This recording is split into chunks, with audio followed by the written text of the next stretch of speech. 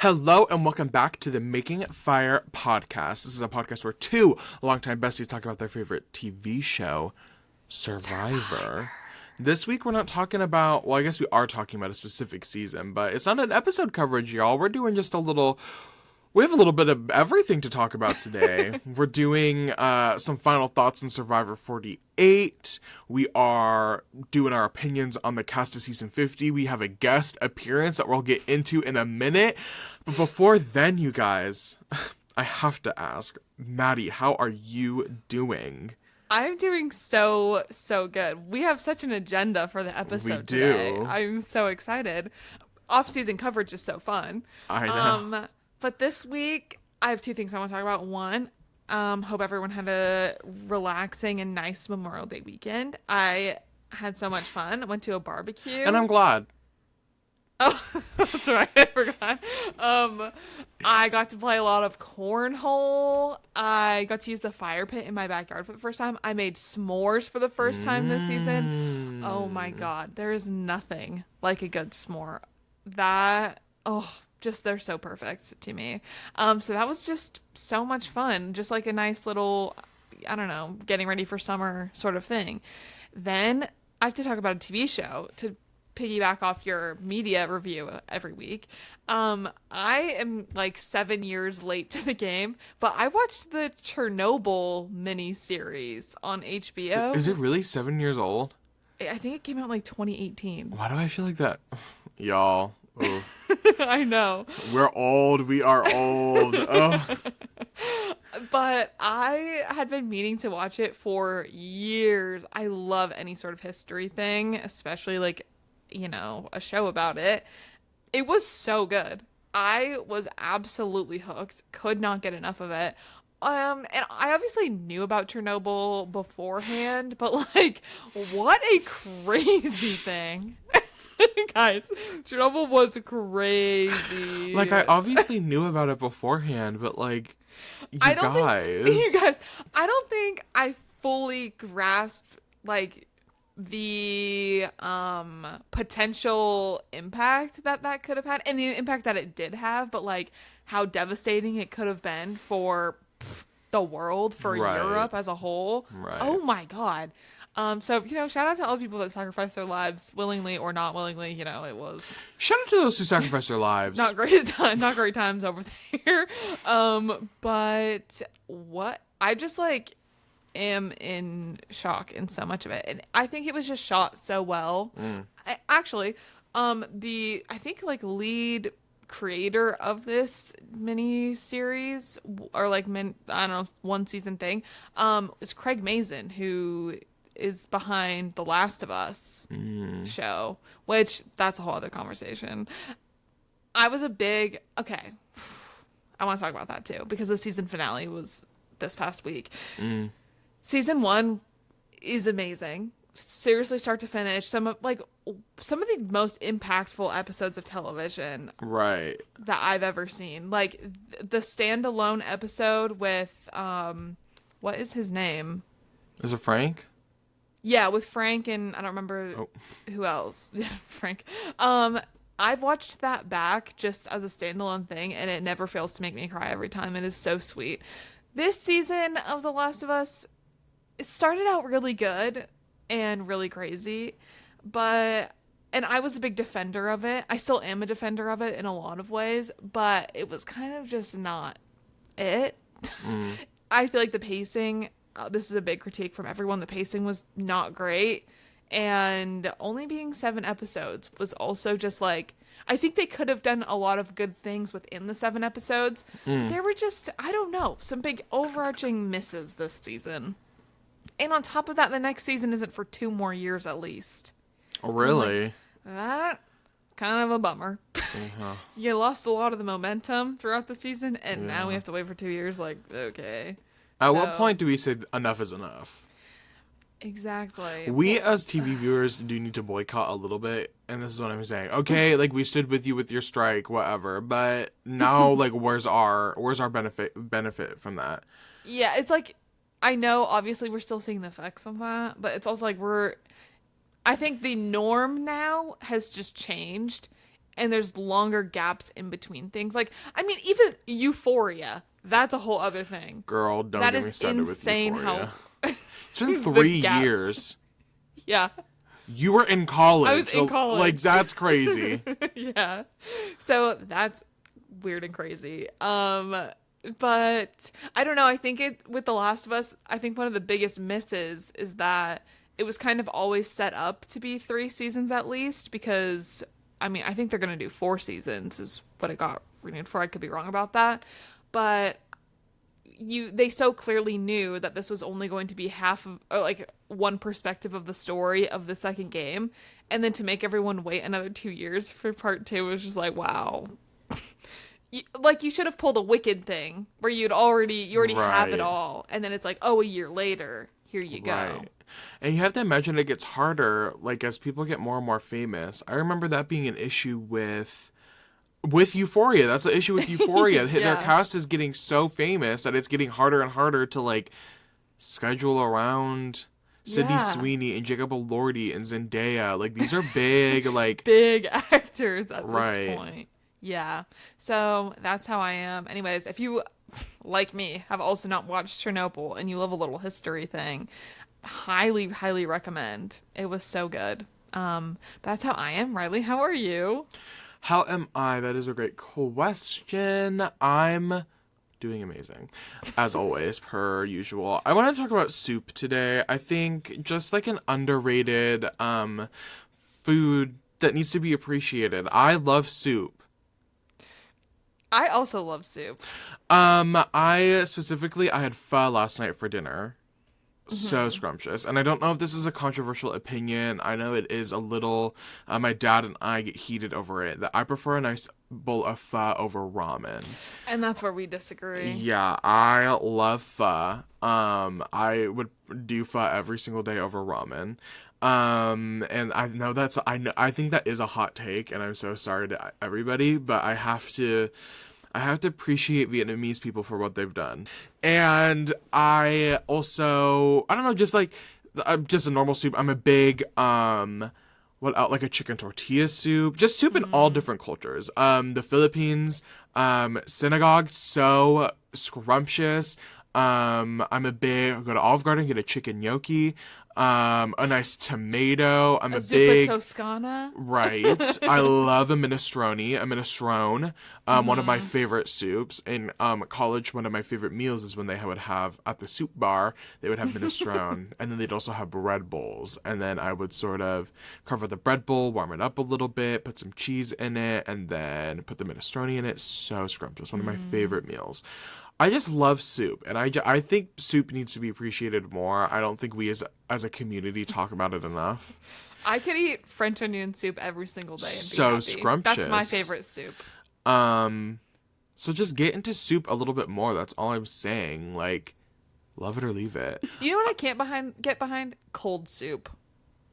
Now, what is a cold soup? Which, do you have an example? Or like eating soup cold, or no, like... there's like soups that are served cold. I don't know if I can name... Is that a soup? Yeah. Hold on.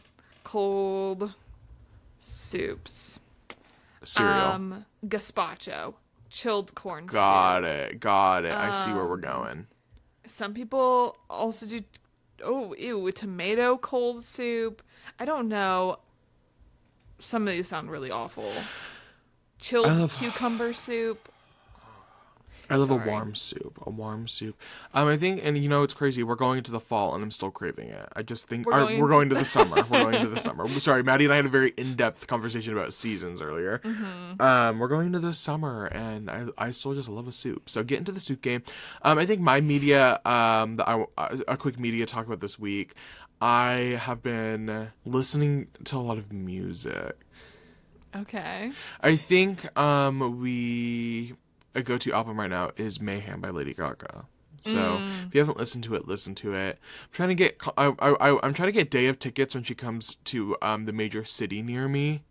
But we'll have to see how that works, because her pre-sale tickets for this tour that she's on were so expensive. So we're gonna have to see what a day of situation looks like, and see if we can go from there. But that That's just this and that, you know, who knows? We'll have to get there later in the summer. We have important things to talk about today.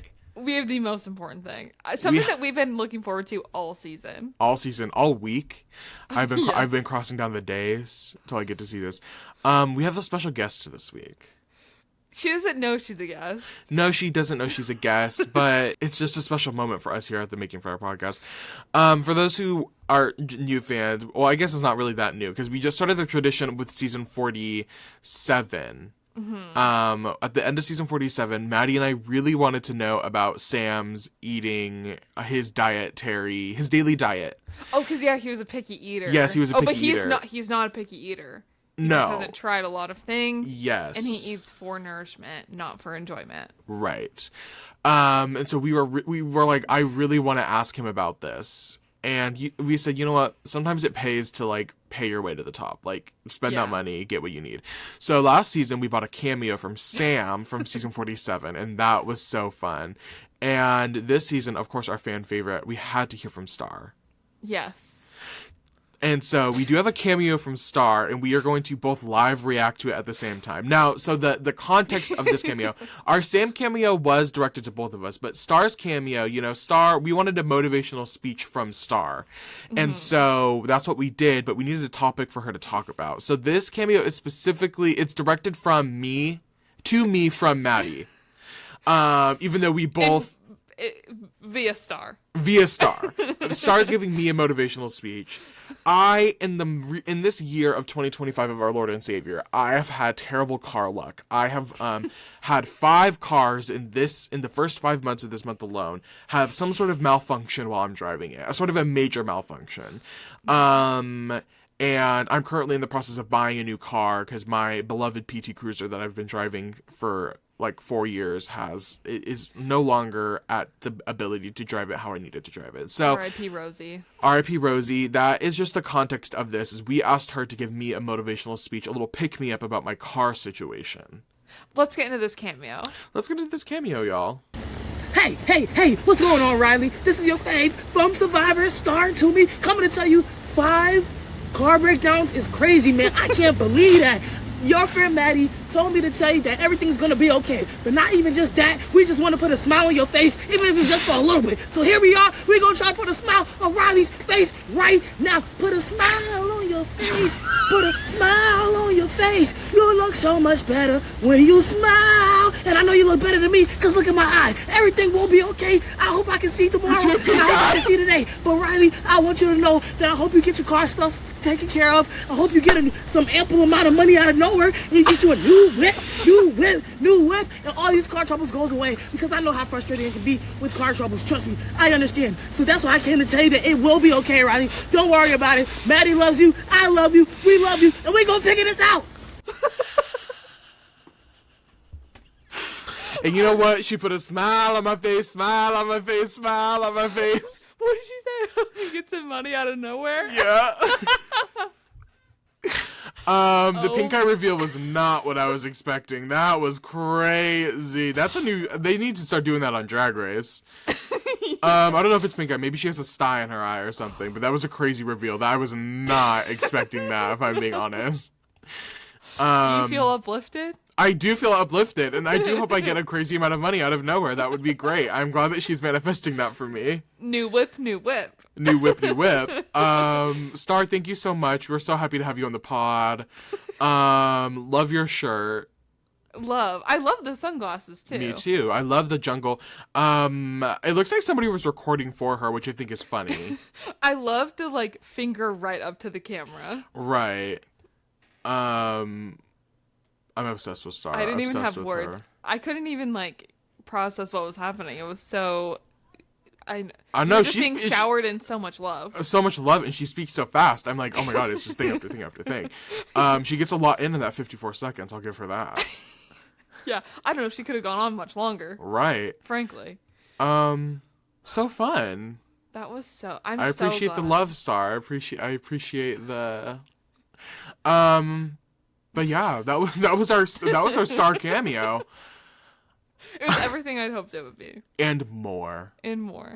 She said a lot in very few words as well.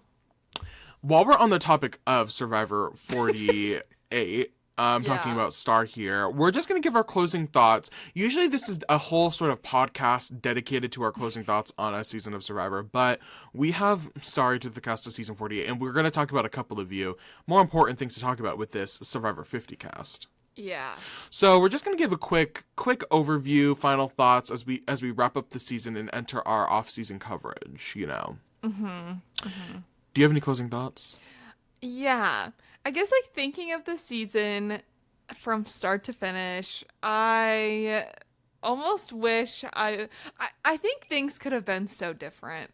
You know, I'm really sad that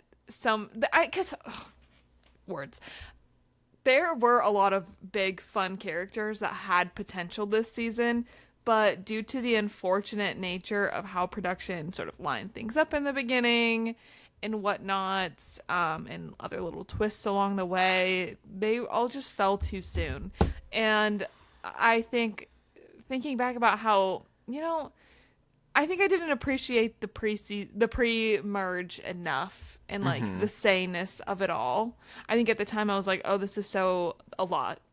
And she was. But also, I wish she could have been there longer to tell it to all these people. But I also don't know if she even would have lasted that long with all these personalities. Like, I don't know. It's just, it was a weird season, and production has a lot to answer for.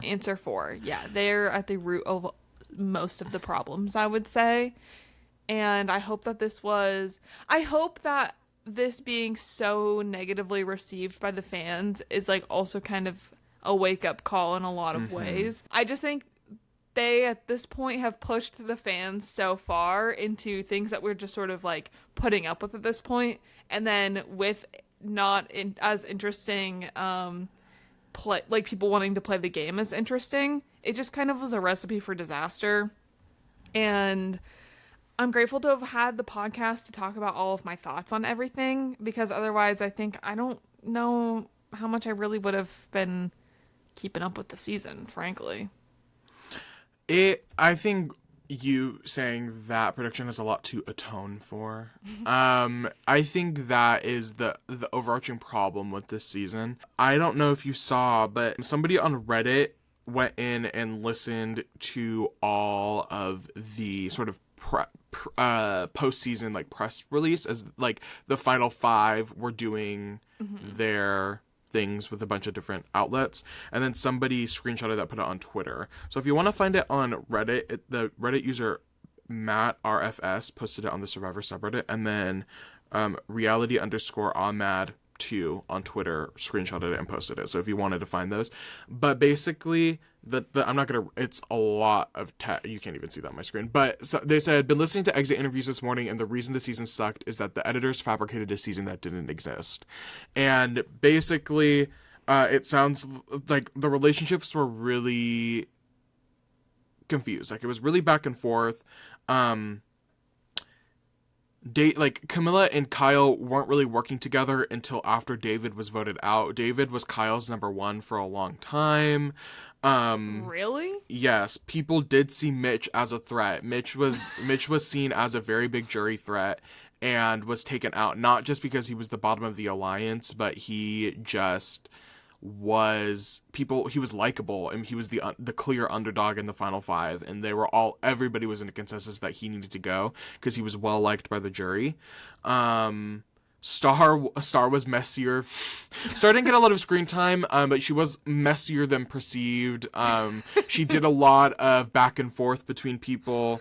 Just sprinkling and things like that. Eva was never targeted her advantages because it was just clear what she was going to do with them. And so it was always black and white with her. People knew where the advantages would go. It would either go to Joe or Eva. So they weren't really worried about something bad happening with them. Eva was much more of a strategic threat than she was given credit for. She was sort of the brains behind that whole power alliance. She was the one that really kept everything together. When people were trying to, like, spread apart, she was the one that was like, we need to stick together. So there's just a bunch. I'd recommend reading it. That's really upsetting to hear. Yeah. Because not only does it, make this whole season of like, what are we even supposed to talk about then if we're not getting the picture? Right. Like, how are people even supposed to, process the season and like Right. the storylines? But also, I think that really puts a damper on people wanting to play the game in the future. Right. If these people, the show that we were shown, how it painted these people, I think in a lot of ways resulted in their attitudes about their game not reflecting what we were seeing in the season, and then the backlash online that they were getting. Like, first of all, it's crazy, like people literally harassing them on their personal pages. Mm-hmm. But I think that's really messed up that production would even sort of put them in that position where they feel like they need to defend themselves, when if we just were showed the game as it played, then like, yeah, Mitch and Mitch, whatever, but like Eva probably wouldn't be getting things the way she is, Right. because she's Right. very, strong headed about like her game, as she should be. Like, she's the one that was there, but then she's getting so much pushback from people making these claims because of what they saw on TV that production put out. Mm-hmm. It's interesting. I think it's just like the story that we were given was very tailored for a specific narrative, which is interesting because ultimately, like, the hope is that every season of Survivor is going to be tailored to the winner story. Like, we're ultimately getting the story of how this person wins this season, right? From the beginning to the end. And from what I've read and what I've seen, it's not like if you had done a more realistic edit for what actually happened on the island, that it would have made Kyle look bad, or we as an audience would not understand why Kyle won. Like, either way, Kyle was going to get a winner's edit, and it would have come across probably pretty similar to the way it came across in this edit. But we would just have gotten a more understanding, more context to the relationships and the dynamics on the season, So I don't know. It's just like, why are things being twisted? It doesn't sound like anything bad happened. Like, sometimes, okay, you're doing it edit a specific way to hide something that somebody may have said, or you're hiding a specific character. Like, you would think that them hiding Mitch in the background of everything would then have been for a reason. Right. But, like, there's no reason for it. Right. If anything, we would have gotten more understanding of why he was why Mitch needed to go. You know what I mean? Yeah. So, it's just interesting. I think this season will be... Maddie was not high up on it. To me, it was like a mediocre season of Survivor. Like, it was pretty middle. I think Kyle is a good winner. I think of the season, I think he's a really great representation. I think a deserving winner. Absolutely.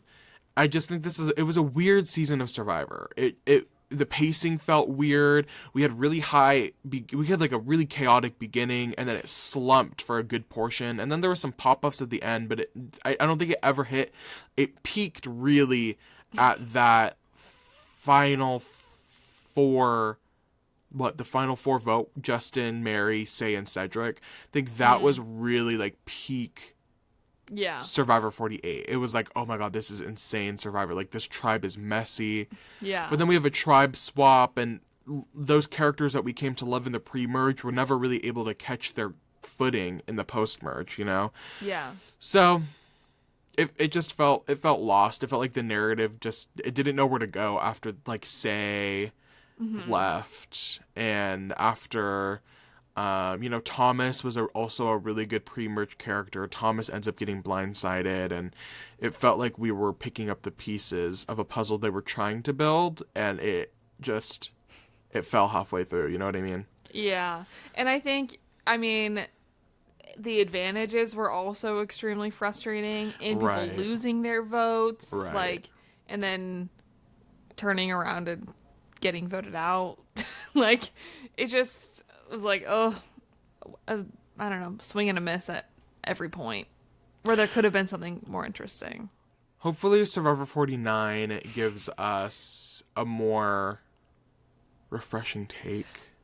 I saw people online talking about how Jeff was describing this season as like this 49 is like what, quirky and like some other not super positive adjective, and everyone's like, okay, well I have high hopes now because Jeff really liked 48. He hyped up 48. It's like I don't the know. season. There's a whole different conversation we need to have about Jeff and his connection to the community and his ability to like he has no finger on the pulse, I feel like.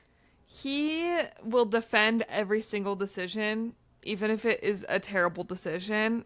Like, he's not willing to just hear people out. Which, okay, give him his 10 slightly. Like he said, if I'm standing down, I'm standing 10 toes down. Like, if I'm making a decision, Yeah. I'm standing by it, which, okay, I get and I can respect from an executive producer decision. But when you're the face of this franchise and it feels like you don't understand where the audience is, Yeah.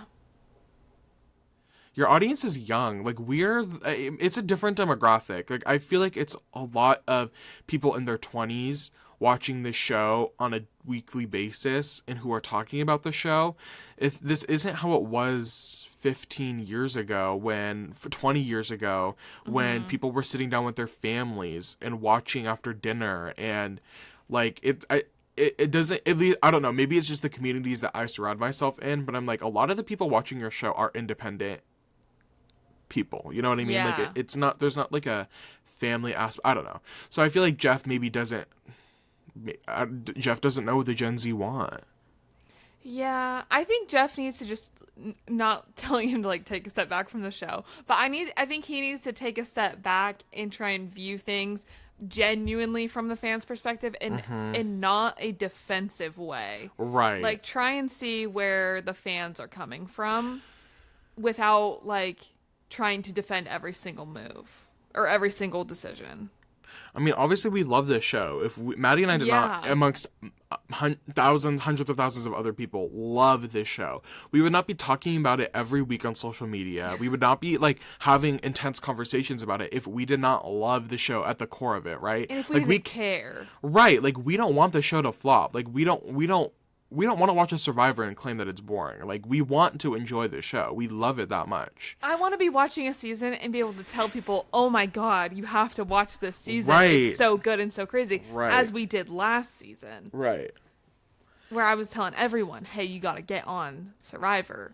So I don't like when it's a season of disappointments. Right.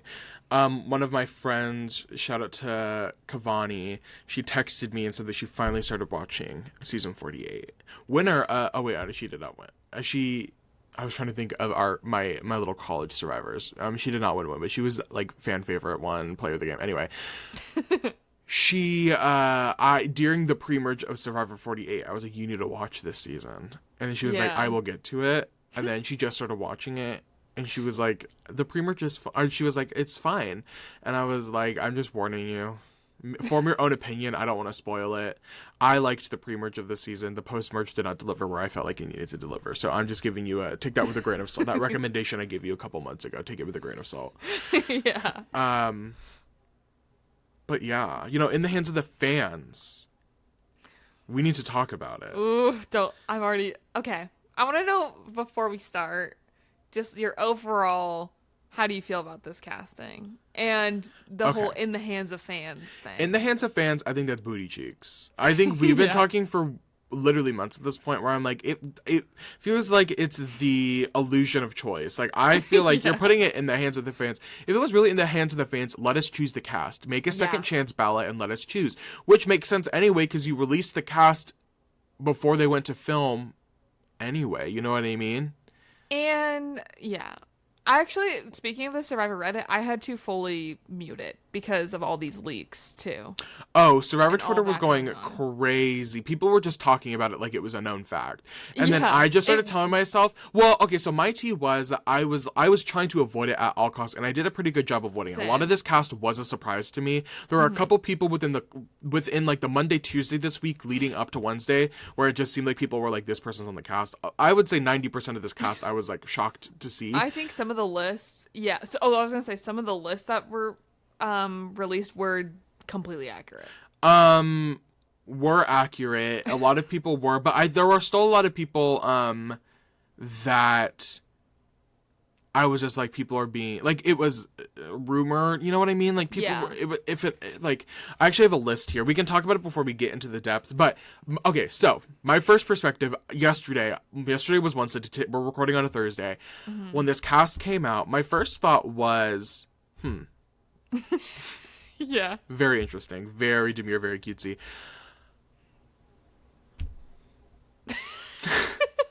That was me as I was watching Jeff read these names. I said, okay, so here's tea, you guys.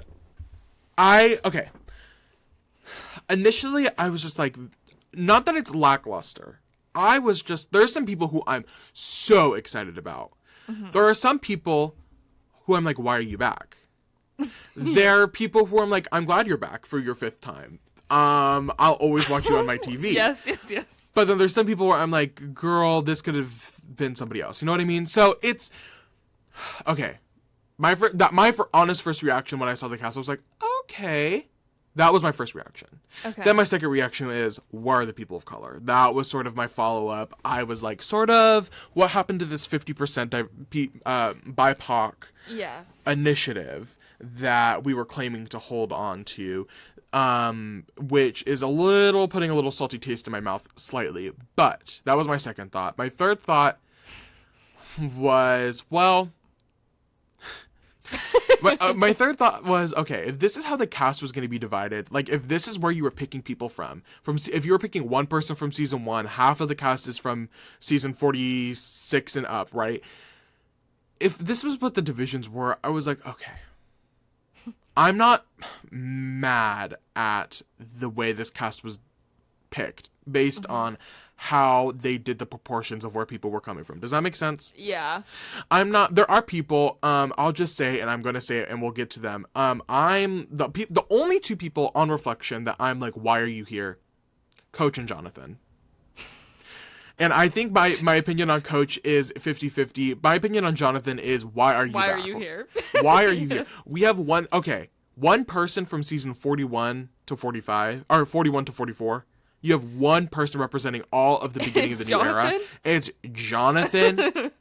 I could list 5 other people from season 42 I would have rather have seen. I started making a list and then I was like, no, I need to put this down.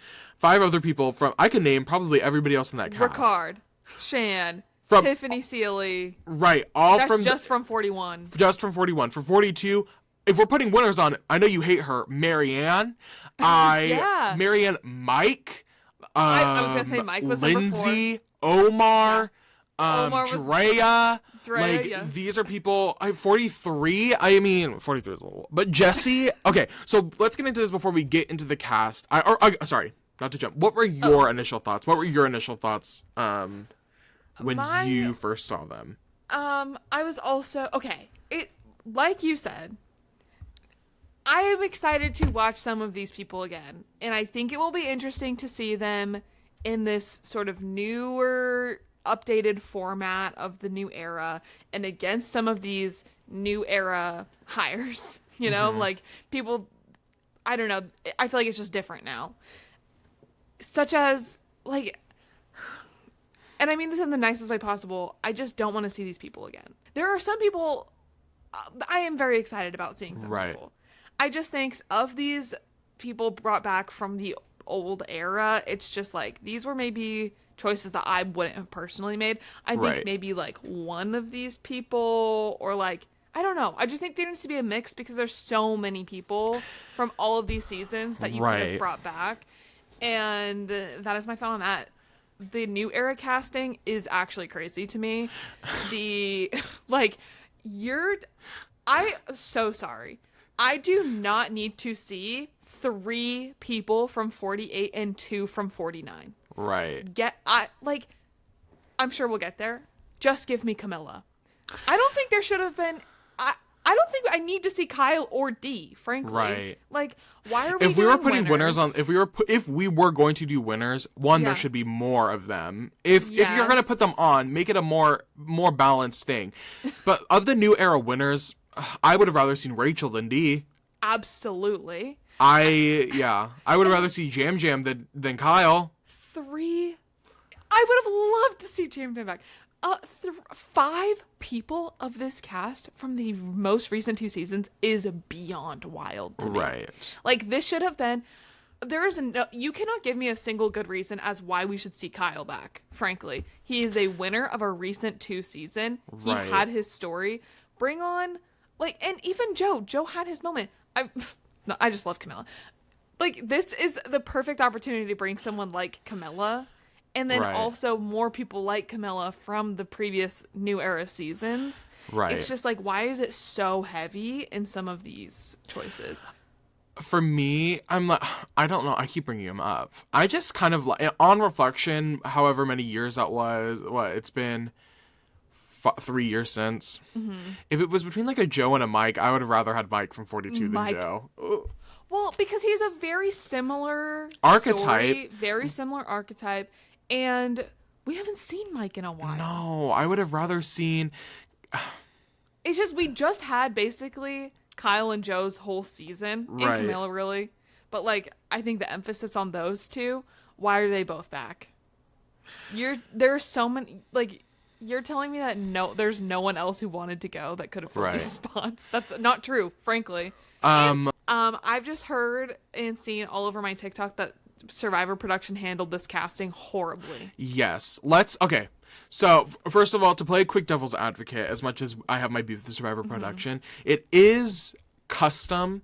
This is the, I guess technically 3rd All-Stars. Well, no, that's not true. It's All-Stars, Second Chance, Game Changers, Heroes versus Villains. So, 5th, all returnee cast minus Winners at War, but Winners at War had a very specific casting pool. Yeah. So this is sort of the 5th, and you could argue the same thing with Second Chance, but 5th really all returnee cast where such a large population had access to. It is custom that Survivor, most of the people from these casts come from there's a lot of recency bias when Survivor cast returnees. Recency, even in like cast where it's like 50-50 or you have people who are coaches, it is customary that a lot of the returnees are from the previous season. So that being said, it's but still I don't agree with them doing that. Right. And it's still some interesting choices. I just want to get in real quick.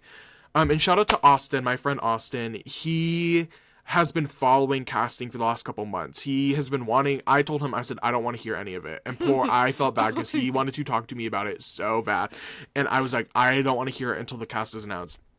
So yesterday, him and I were talking, and I was like, can you come up with a list of people who were in casting, but they did not get chosen. So here is a list of people who were in the depths of casting but then got cut. Abby Maria, Andy from Survivor 47, I will Carolyn, love him. Davey from David vs. Goliath, Jerry Manthe, Jesse from Survivor 43, Lex from Africa All-Stars, Malcolm, Rob Sesternino, Rome, and in parentheses, according to him. According to Rome. Spencer and Sean from Marquesas. Some other people that was somebody made a list this morning and put it out. Amanda from China was also rumored to have been on the cast allegedly up until very recently. And the rumor is she dropped when she found out Ozzy was on the cast. She did not want to play with Ozzy. So that's a rumor. Amanda made it very far into casting. Jonathan Penner was also rumored to have been very far. Say was kind of rumored. Ty was rumored, Rupert was rumored, Philip Shepard, Russell Swan, Elizabeth Hasselback, Sydney from Korong, Greg from Borneo. So these are all names, and it's pretty common. These are people who are always sort of in. Natalie Bolton from Micronesia. These are people who consistently make the rounds. Allegedly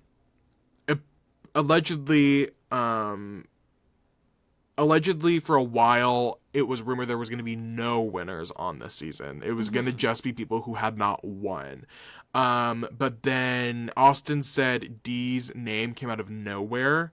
It seemed like, and I know you hate her, it seemed like Marianne was on for a little bit. I would have loved to see Marianne back. Oh, Interesting. So some rumored winners: Marianne was rumored, Jam Jam was rumored, Rachel from 47 was rumored, and Earl from Survivor Fiji was also rumored. Earl is a similar person who is consistently rumored to be on. For this would have been like his 5th time. He was mentioned for Heroes vs. Villains, mentioned for what's the other? Winners at War, Game Changers, and now rumored for this one. But there are a lot of people. And I want to say, as like my blanket thing, first of all, I don't like having to complain. Right. I think what is hard is like, I know that I'm not alone in these opinions, and online since yesterday, I've seen a lot of people sort of having similar feelings. And so I think once again, Survivor's pulse on the fans is just sort of not there. Mm-hmm. But individually, I am excited about a lot of other people. And I do think this is going to be a very fun cast to watch. I agree. I just think that there are some areas where I'm like, this was very unnecessary. Right. But as a whole, I'm excited to watch this season. Yeah, I'm excited too. I think it'll be fun. I think we have I think the biggest, I think Kelly Wentworth, she did a TikTok rant yesterday, and I think she played it very well, that this season had been, it was rumored to be sort of Survivor Legends. Mm-hmm. And I think to your point, when half the cast is coming from the most recent 5 seasons, it is that you can't really claim this to be a Legend season. Had it been like claimed as a battle of the eras or like a new school versus old school, we would have had different expectations. But when you market this as the best of the best to play Survivor, and there's some folks on here that I don't know if I would necessarily put into that category. Right. So you have... the Survivor production has a bad... I mean, even with Jeff was hyping up season 48. Like, Survivor production needs to know when to just not... When to just zip it. Right. Right. So had it been... I think I would have rather had it been... And I went back and forth on my personal opinions on where I wanted the casting of this to be. Part of me was like, okay, make it Legends. If you're going to make it Legends, make it Legends. Make it 20 of the most iconic Survivor players across Survivor history. Or do a new era All-Stars. Make it where the cast is new era people and get that. Or make it like a new era Second Chance. You know what I mean? Like, do either or. Mixing it is okay, but if you're going to mix it properly. You know what I mean? I think I was just hoping that it was going to be fun people from throughout all of Survivor. I think I was kind of hoping that there would be like a good balance between old and new eras, but I think I was hoping that it was going to be more of like a second chance thing. Right. Of like these people who are really entertaining, big, like recognizable, very like you remember them, but then this is like them coming back to prove themselves. And I also think like I was always excited about having old era people mixed with these new people and seeing that sort of dynamic play out. But I think, I don't know. I think really there's just, I'm missing some people. There's some people that and not even necessarily specific people. It's just like the lack of so many people that I want to see back. Right. And then the people who were picked over them is like, oh, I don't know if I really needed to see them back.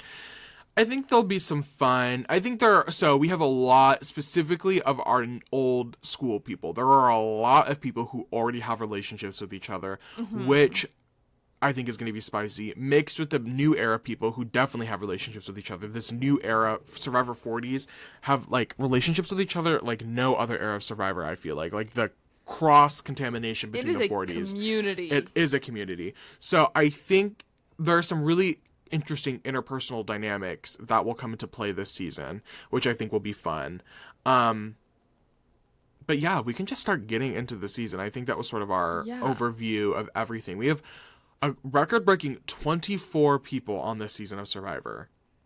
And I don't know if it has been announced whether or not they're going back to 39 days or if they're going to condense everything to a 26-day season with 24 people. Yeah, I don't know, because I think I've seen some people be like, well, Jeff said they're not doing 39 days. But then I'm like, how is this going to work? Are you having like multiple double eliminations? Because that will piss me off, respectfully. If we're having multiple double eliminations in a season, I'm like, you should have just cast 18 people then. Like, I don't want the quality of the game to be affected by you trying to be cheap and fit everything into a 26-day thing with 24 people. And I'm also like, I think this could have been a really good in the hands of fans moment.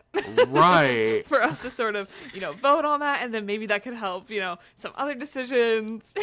Let's not talk too much about the logo and the name. The logo is literally just the Survivor Borneo. It's just the Survivor logo, like, of the show, titled In the Hands of Fans. That's going to go ahead and be the name of it, which is interesting, to say the least. Yeah. Interesting, to say the least. But let's get into this cast. Mm-hmm. So 24 people, and it's sort of older skewing, which I do think is normal for a Survivor season. We have a lot of 54-year-olds. That's the oldest age, and then I think that Charlie's the youngest at 27. Mm-hmm. So we have it's like a 30-year age gap between the younger group and the older group. But we're gonna start first, starting all the way back in Survivor Borneo, the first season of Survivor. Jenna Lewis. She is currently 47 years old. So all the ages are going to be, their current ages as they're filming. Like, they left to film, yesterday, the day before? Yeah. So how old they are at the moment. Filming. Jenna is 47. She placed 8th on the first season Survivor Borneo, 3rd on Survivor All-Stars, and she's played with Colby. That's her only connection on this season.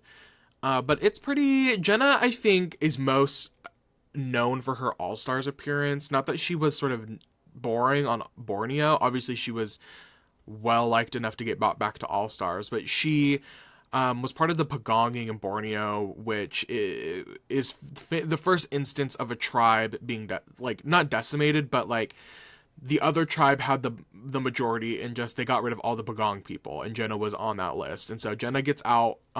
She was Pagonged, as they say. I think famously her big moment from season 1 is that she did not get a video from home when everybody got a video from home. They sort of went through everybody, and Jeff went, Jenna, we did not get your video. Oh, sorry. Which was kind of sad. But she, I think more iconically on All-Stars, she did a really good, she did a great floating game in All-Stars, sort of went with the power. She was really close, one of Rupert's allies on that season. She started All-Stars with this anti-winner mindset. So I think that'll be interesting. I know we only have 2 winners here, but will that be something that is talked about? Or even if she has the mindset of, okay, Sari and Ozzy, you've played 5 times. This is your 5th time. Sari, this is your 6th time. Yeah. Like, is that a similar mindset? Where she's like, let's give people who haven't had the chance to play a chance. You know what I mean? Yeah. I'm excited. I'm excited for her. And I think it's a really good... I think she's a good person to have on that was also on the first season. Right. She kind of, like, brings home the narrative of, like, the full effect of Survivor. She played 25 years ago. Yeah. 25 for the first time, 25 years ago. Survivor... So she was only 22 her first season? Yeah. Wow. I know. Isn't that wild? That's crazy. But I'm excited. I think Jenna is a good season 1 pick. If you're picking anybody, I know she's not usually the go-to. Fans like a Colleen or a Greg usually is like the fan cast if you were to cast somebody from season 1. But I think Jenna is somebody... She has her feet in the game, right? Like, she's part of the lore. She was on All-Stars in Borneo. Yeah. So she's definitely there in the lore of Survivor. But I'm excited for her. I think that'll be good. Me too. Next, we have Colby Donaldson. He is currently 51. He was on season 2, the Australian Outback, where he got 2nd. All Stars, he got 12th on season 8. And then season 20, Heroes vs. Villains, 5th place. Who knew that we were putting stock in when rewatching Heroes vs. Villains this summer? We've got a few Heroes vs. Villains we do. players. So which Colby, I think is so fun leading into season 50. Like, I do too. I couldn't think of a more perfect segue. Right. We had the mind of a mastermind. Like, we really predicted that. It was really great. Colby has played with Jenna. He's played with Stephanie and Sari, and he played with Coach. I put a little asterisk on that. A couple people have asterisks against Coach because they technically were on. We have a lot of heroes from the Heroes tribe. Coach is the only villain from the Heroes versus Villain season. Coach was voted out before the merge, but he was on the jury.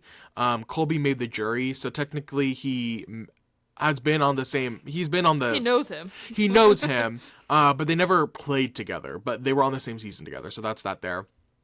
This is his first season. This will be his fourth season of Survivor. He's played all 3 seasons, most infamously with Jerry Manthe, who we just talked about got cut from the cast.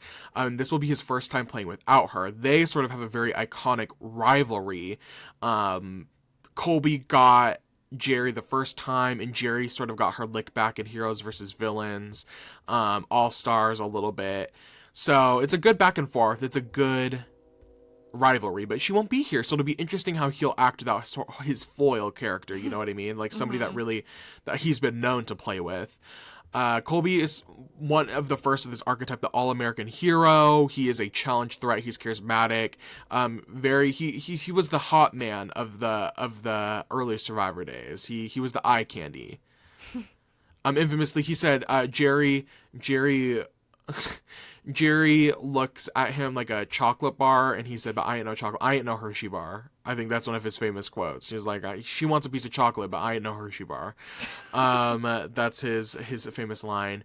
He lost Survivor Australian Outback. I think he was one of the first dumb moves where he took Tina to the end.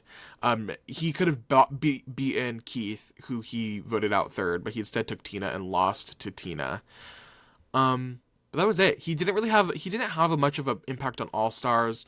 In Heroes vs. Villains, he was a big underdog.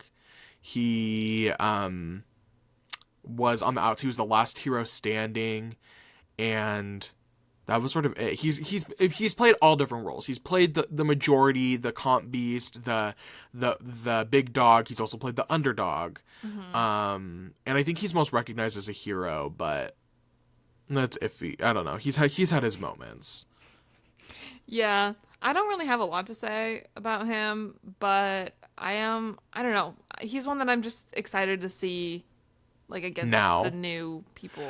Right. I think it'll be interesting. We'll get there down the line, but somebody like I love Sari, and I'm always going to be excited to have Sari on my screen. Yeah. But somebody like a Sari and an Aubrey who have played recently, I have a little less I'm a little less dying to see how they're going to interact with the new era compared to someone like Jenna or Colby, Colby hasn't played in 15 years. Jenna hasn't played in, I don't know, season 8 would have, I don't know, 2006 maybe, like hasn't played in 20 years. You know what I mean? Like, it's been a while, so I'm interested to see how people like them play. You know what I also just sort of thought about is, like, not only is it sort of old era versus new era, and a lot of, like that's how it's split at least, but also the younger people are mostly new era. Right. So I think that's also going to be kind of a weird dynamic, is like it's old versus young in like a lot of different ways. And I think I almost wish there could have been, I mean, as we were saying, I wish there was more of a mix even on the new era people of older people, because I mean, like, obviously older people can win Survivor, like that's not really a question, but I think it like impacts their relationships in a lot of ways, and I wish there was more of a mix. It's interesting as I was putting this together, like, at what point in people's lives do they play Survivor? Because Colby and Coach are only 2 years apart, but you think about it, Colby played in his 20s, where Coach played in his, 40s? Yeah. Like, they're the same age, basically. Or, like, Sari, Mike White, Chrissy, they're all 54. They're all the same age, but each of them played Survivor at different points of their lives. So it's, like, weird to think about how... Okay, you're all the same age, but Sari's first season was season 12. So it's just like, it's different. Yeah. It's weird to think about. Like, to me, when I think of Colby, I think of a young guy on Survivor. I think of him on Australian Outback. But him and Coach are the same age, basically. So it's weird. It's weird to think. Yeah, it's weird to put all that in context. Okay, so let's move on to Stephanie. Stephanie the Grossa. I think so interesting. She's 45 currently. First played on Palau, she got 7th. Then went back on season 11 and she got 2nd. And then last time was on season 20 and she was the second boot. She got 19th place. Also seen on Snake in the Grass season 1, The Traders US season 1, where she played with Suri. She has played with Suri 3 times. That is kind of crazy. She also technically was on the season with Coach, but they never interacted, and Colby and her were both on the Heroes Tribe, so she's played with them. But interesting. I think Stephanie is most recognizable for her underdog story in Palau. She's the only person in Survivor history to ever be on a tribe of 1. Her tribe was decimated. They didn't win a single challenge. She was the last person. She won fire making, which left her alone. And then they didn't even technically merge. They just she just got put into the same tribe, if that makes sense.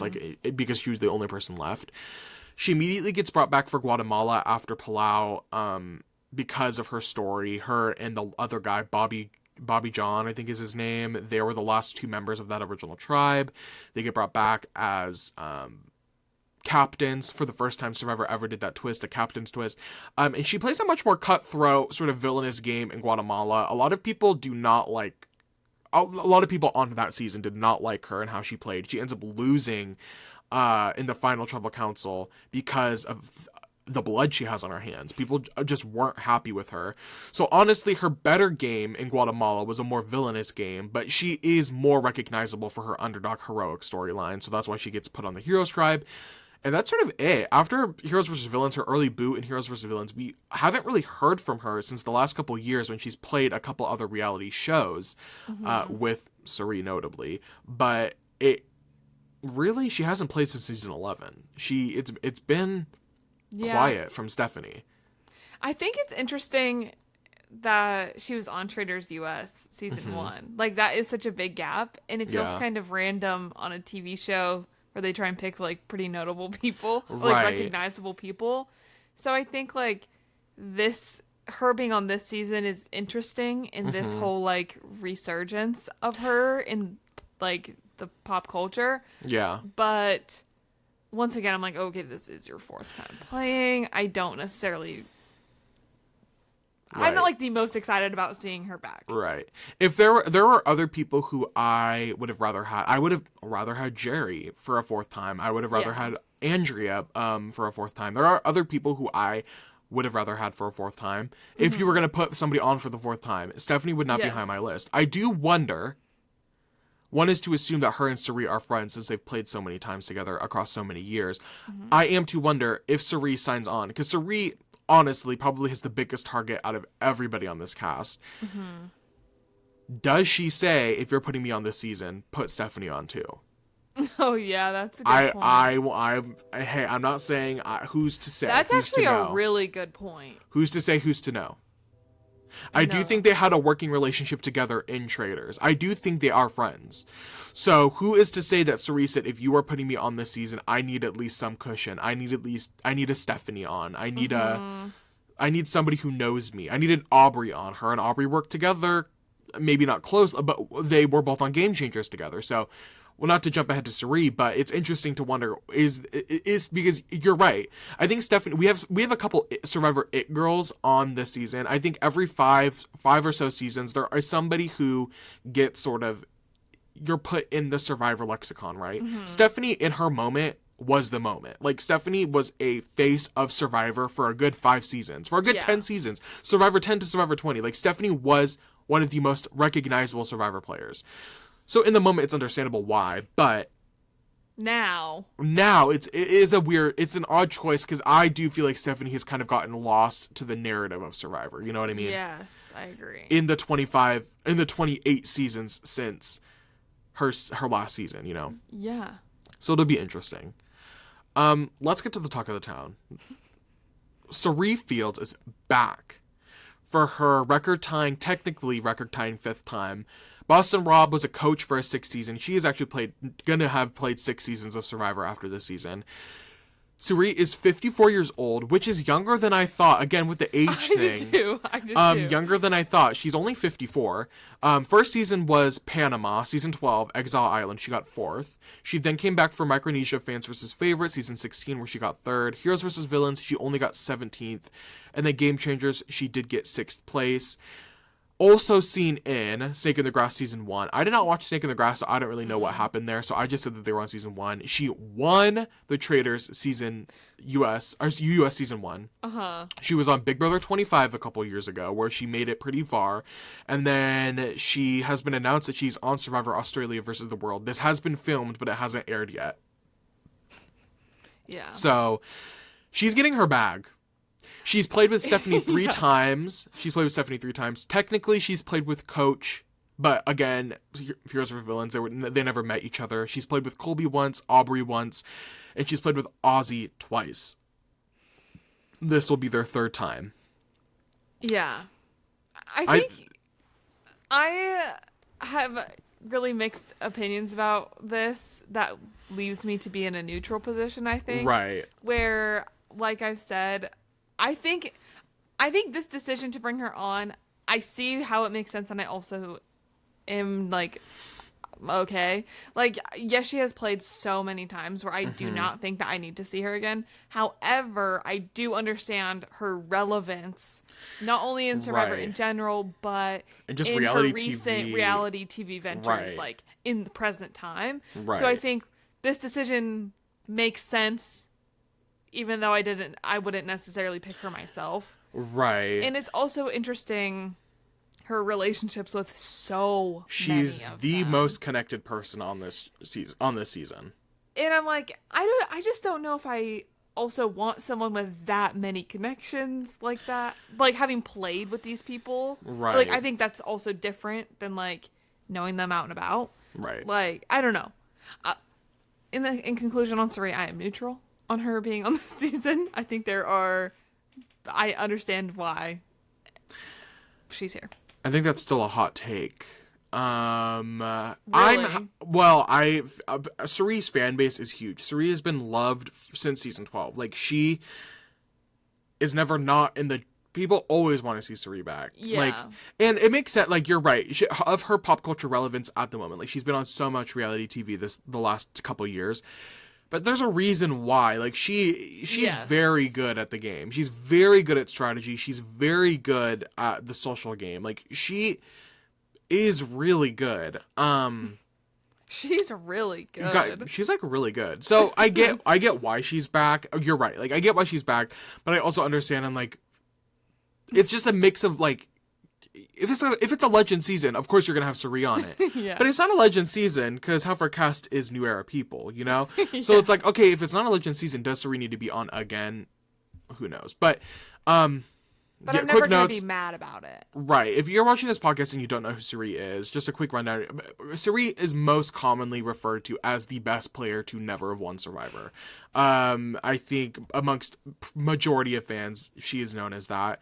My favorite Suri fact is that she was put on the old women's tribe on her original season, and she was only 35 at the time. That's so crazy. It is insane. And I don't know, most people say she has gotten twist screwed every single time she's played. She lost fire making in season 12. Season 16, they did a last minute twist where they went from a final 3 to a final 2. So she got booted there. I think that, and then Heroes vs. Villains, she was idled out. And then Game Changers, I think most famously, she was a victim of Advantage Get-In, where she literally was the only person at the final 6 that could get voted for. The only person in the final 6. People on it watching that season, they thought that was going to be her season to win. It really was being set up in a way that she was going to win the season, and obviously, she gets the boot.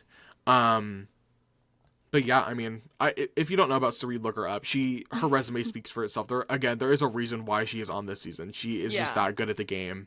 It'll be interesting to see. Her target is the most massive target of any person on this season. And there's 2 winners on the season. Her target is going to be huge. So it'll be interesting to see how it's just giving very Sandra in Game Changer. Sandra came back for Game Changers after she won her first 2 seasons. You look at this cast and you say, how is there a world where Suri makes it? Well, that's the thing is, like, yes, she is such a big target that, like, what if she gets voted out first or, like, very early on, then it's like, oh man. We'll see how it works out. So, but I'm then nervous, it's like, though. she has the ability to sweet talk her way. To sweet talk her way. I mean, she did it in the Traders. Yeah. And she won. And as but we've... I think in the Traders, she has less of a target. Yes. Yeah. Because, I mean, think about how many of those housewives know nothing about Survivor. Right.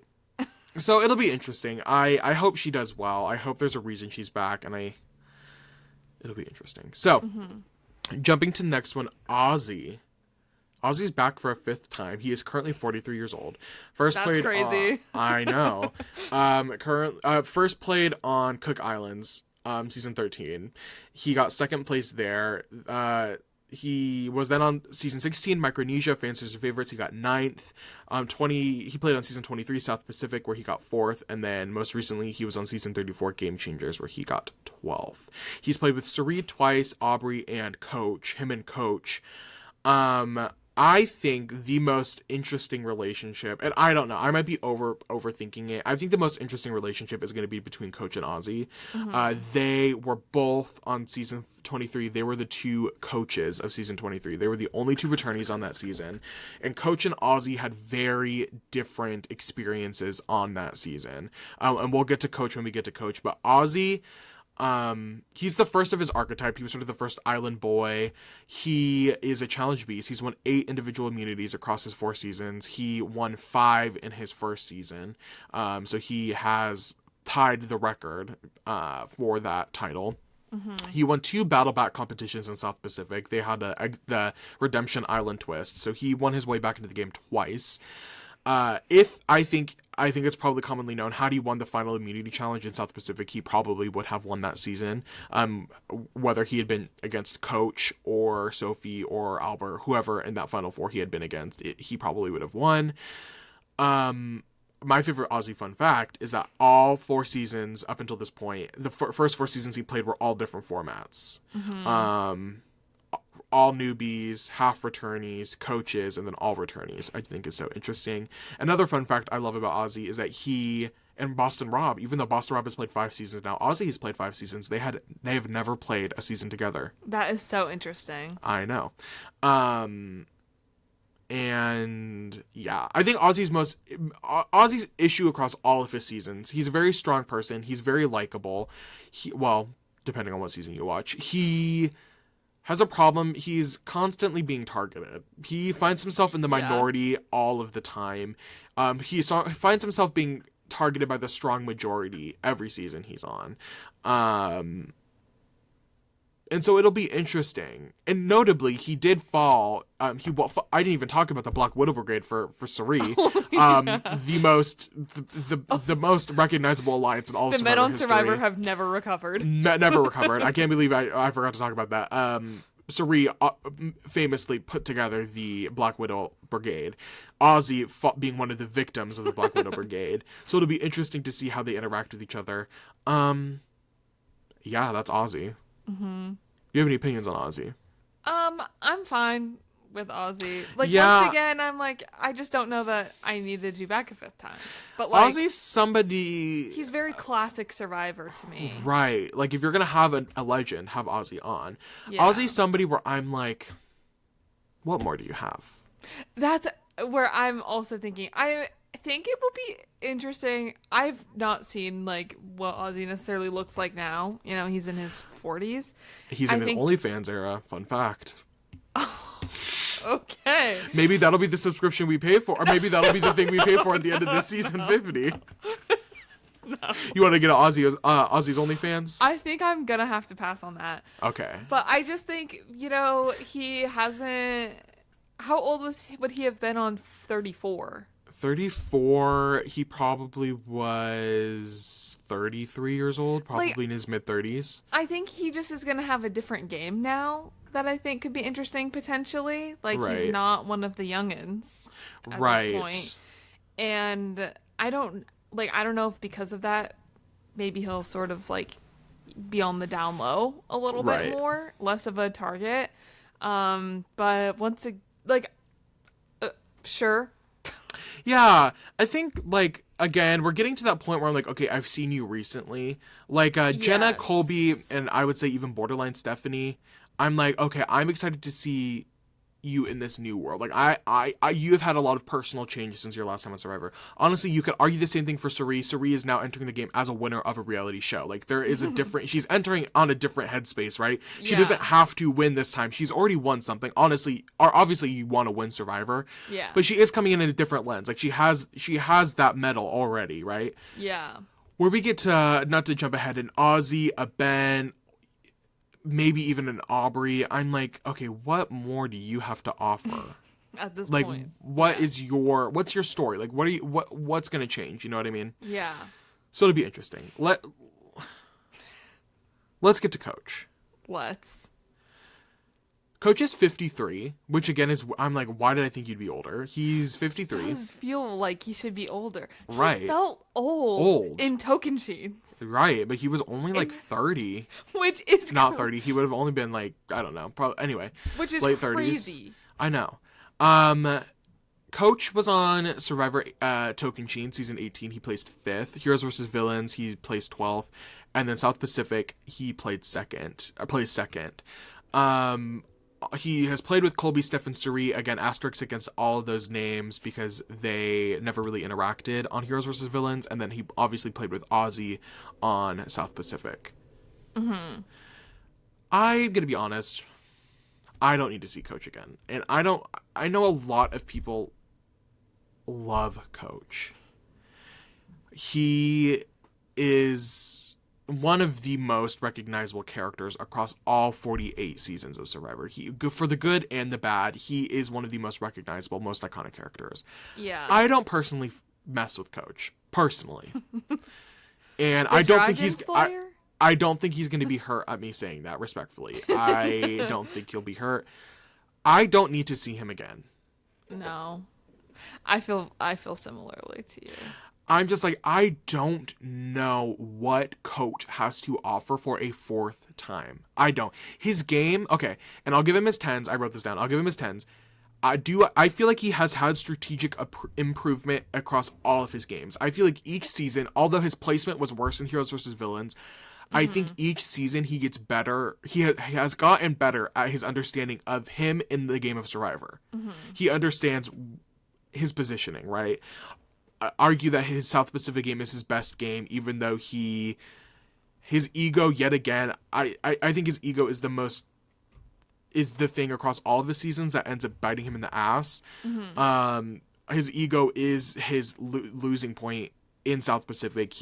Had he seen Sophie for what she was, I think he could have done better. I don't know. He would have lost to Ozzy probably. So either way, there was no winning in that final 4, whoever he got put up against. But so he does get better every time, but I don't know, like, if he's gonna, like, It's also been a while. It's been a while. And I don't know. He's had some interesting things outside, like off season, just some of the things circa 2020. I'm just like, I just feel like, personally, I'm like, I just don't know, you know? I would have been happy to leave him in that past era. Right. I think remembering him as that era is, yeah. I just feel like he's going to come back and he's just going to taint his, I don't see in a world where he betters with age, respectfully. I agree. Because I think he was already pushing it in a lot of ways back then. Right. Where I was like, okay. So now, I'm just not. But, you know, Mr. Uncle JP needed to have Coach back. Uncle JP. We have a big jump here. I think one of the talking points of this whole casting thing, yeah, is we jump from Benjamin Coach Wade I'm done with the His Chuck E. legal the name. Cheese jokes. His name is not Coach. His name is Benjamin. You know that quote? Yes, I do. Um, It actually also just popped up on my TikTok last night. love that. Yeah. We jump from Coach, whose first season was Survivor 18, to Aubrey, whose first season was Survivor 32. We have a 14 season gap where no newbies in that 14 season range are on this season, which seems like a crime. You have, just on the top of my head, San Juan del Sur, Philippines, Cagayan. Crazy work that no one from Cagayan is on this season. And that one's crazy to me because you would think that Jeff, as like the producer, would see, oh, Cagayan is one of our most watched seasons, like one of the most popular ones, most well loved, that was on Netflix for a long time. Right. Like, that is one that I would say most people who like get into Survivor have watched that season. Right. So to have no one, right, is insane. Seems like bad casting. Yeah. Even then, right. So if you say, okay, Tony and Sarah, both of their stories are done, right? Like they wrapped up their stories in Winners at War. Okay. Argue Spencer allegedly was on the casting list. Okay, maybe not. Who else is usually Jatia's story is probably wrapped up. Woo. But then you still have people who have not come back. You have like a Bryce who, okay, he went out early on Cagayan, but he's really made a name for himself in the Survivor podcast community, in the Survivor community. He is somebody who he hosts shows with New Era people, like him and Wendell. They do shows every season. Like Bryce has integrated himself well within the New Era, and he was like a third boot on Cagayan. Like that is somebody I think you could so easily have gotten on this season. That is a second to chance. Represent Cagayan. That is a second chance that Who's is still known. Yes, Yeah. that has connections, right?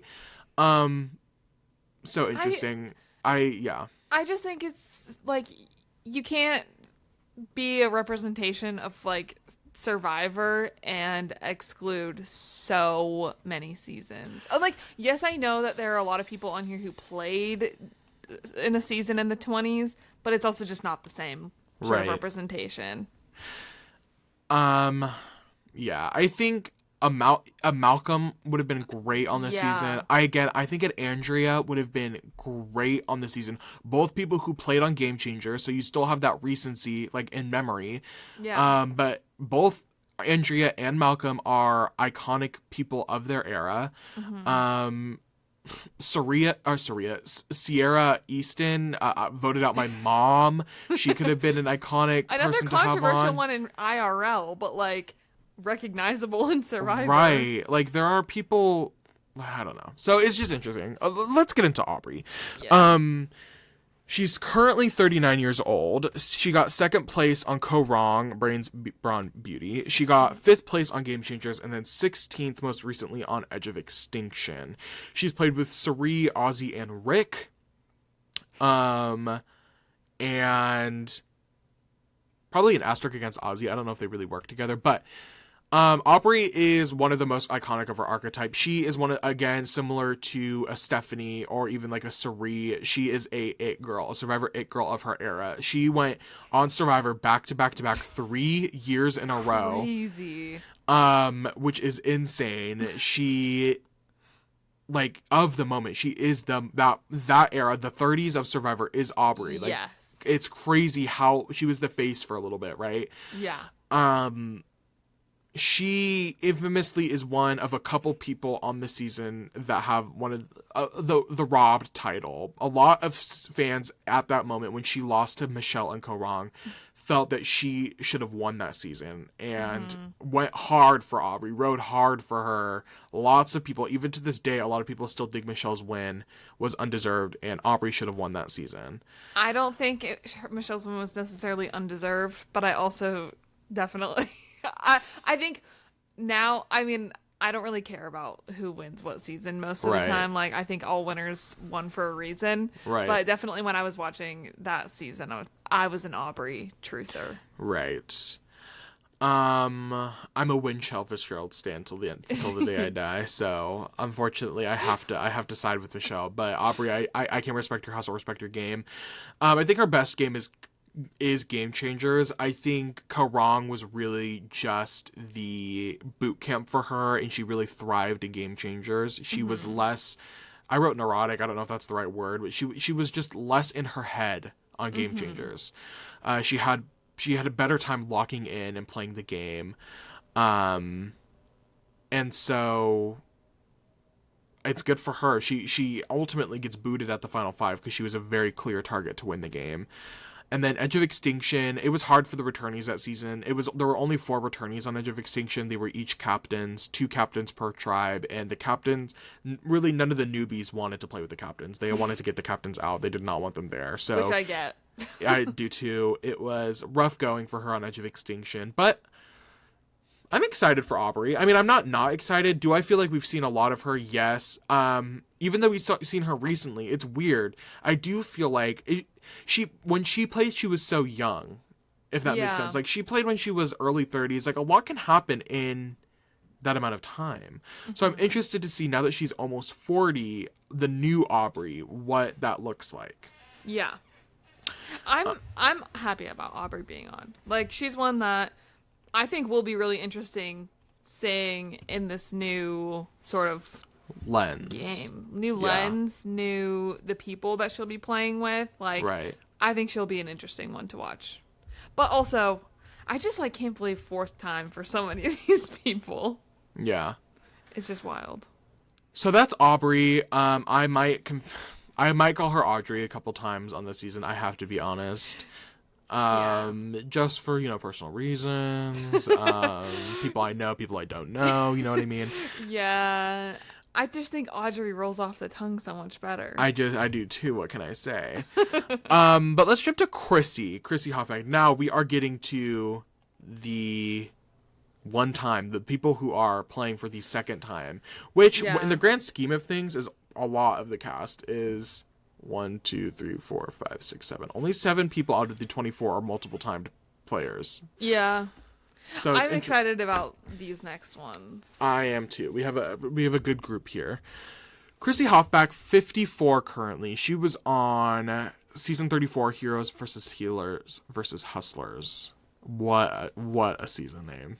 What a season name, but I wish we could have a theme back. What, are you not grateful for In the Hands of the Fans? Yeah.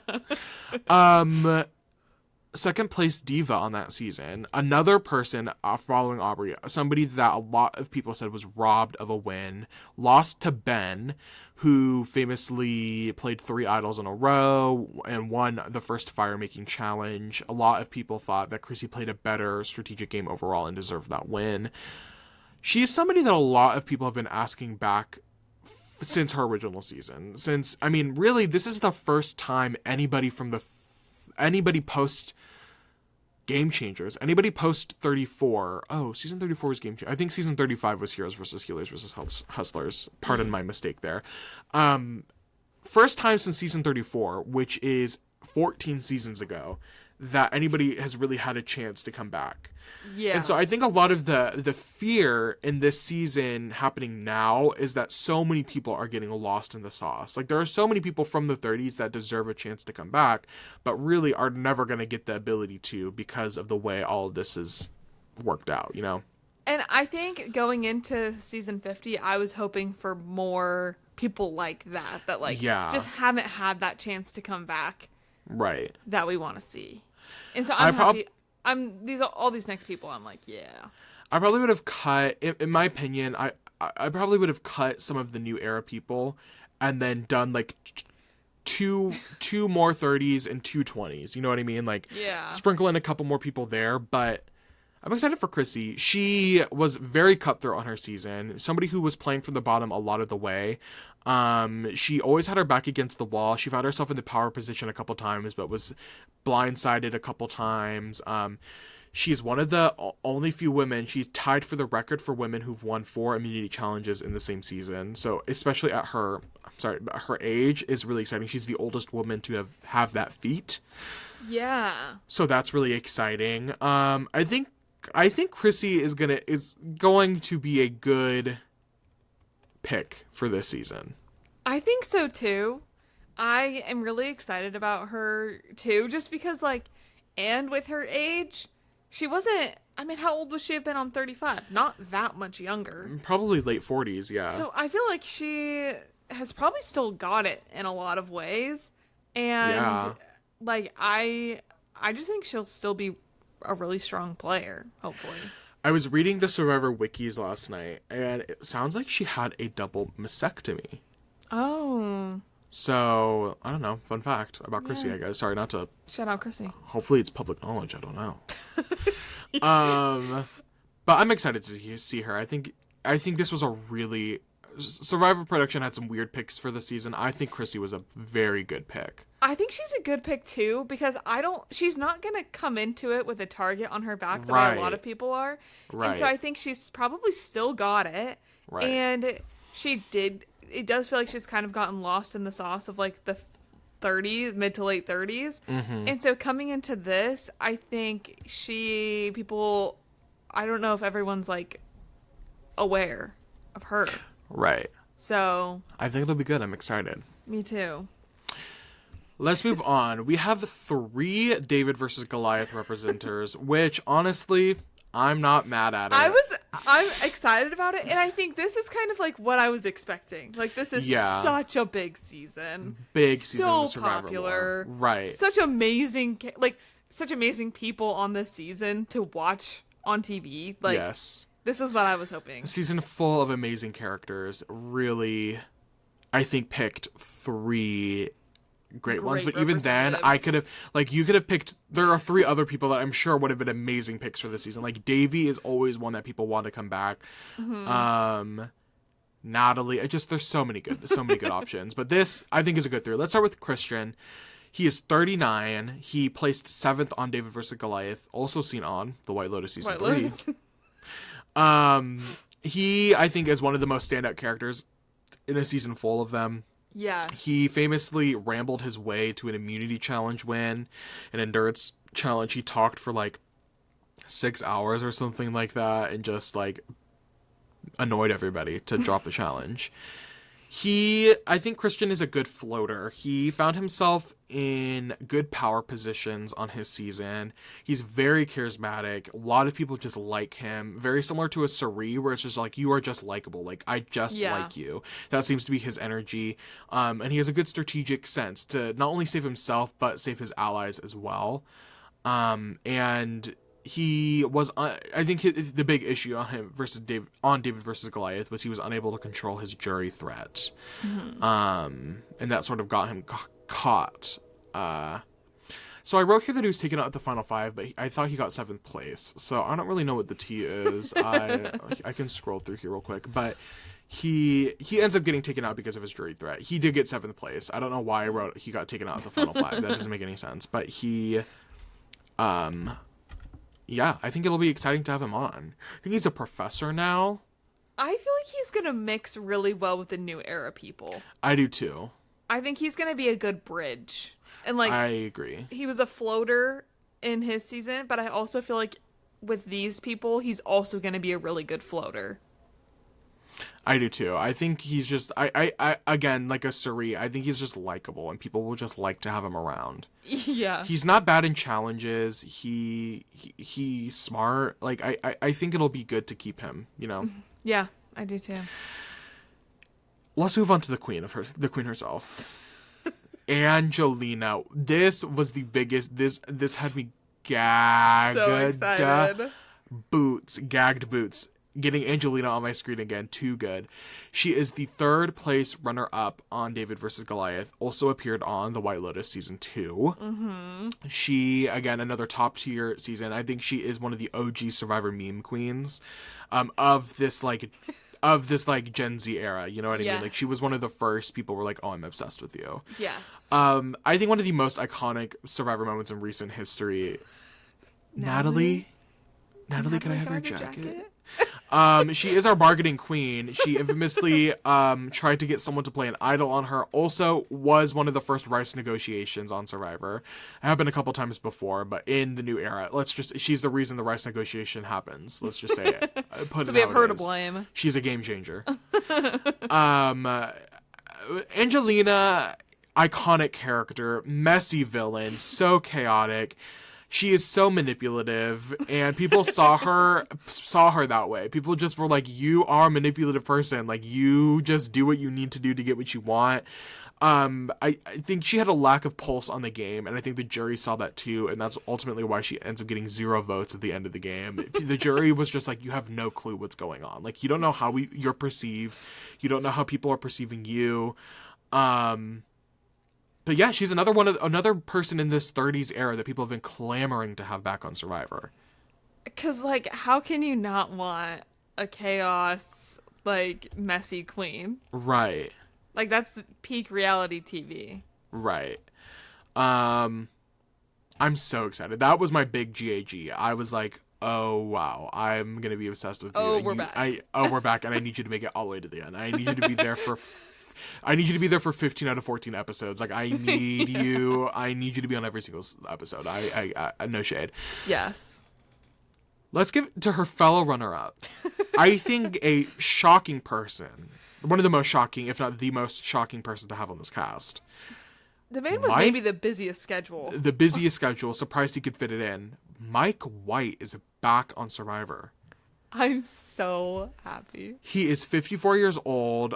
He is technically the oldest person on this season. I think just by date. There are other 54-year-olds on the season, but technically the oldest person. He got second place on David vs. Goliath. He was also on The Amazing Race, seasons 14 and 18 with his dad. So fun. And the creator of The White Lotus, amongst other things, but ultimately the cultural moment. The creator of White Lotus. One of the greatest TV shows of all time.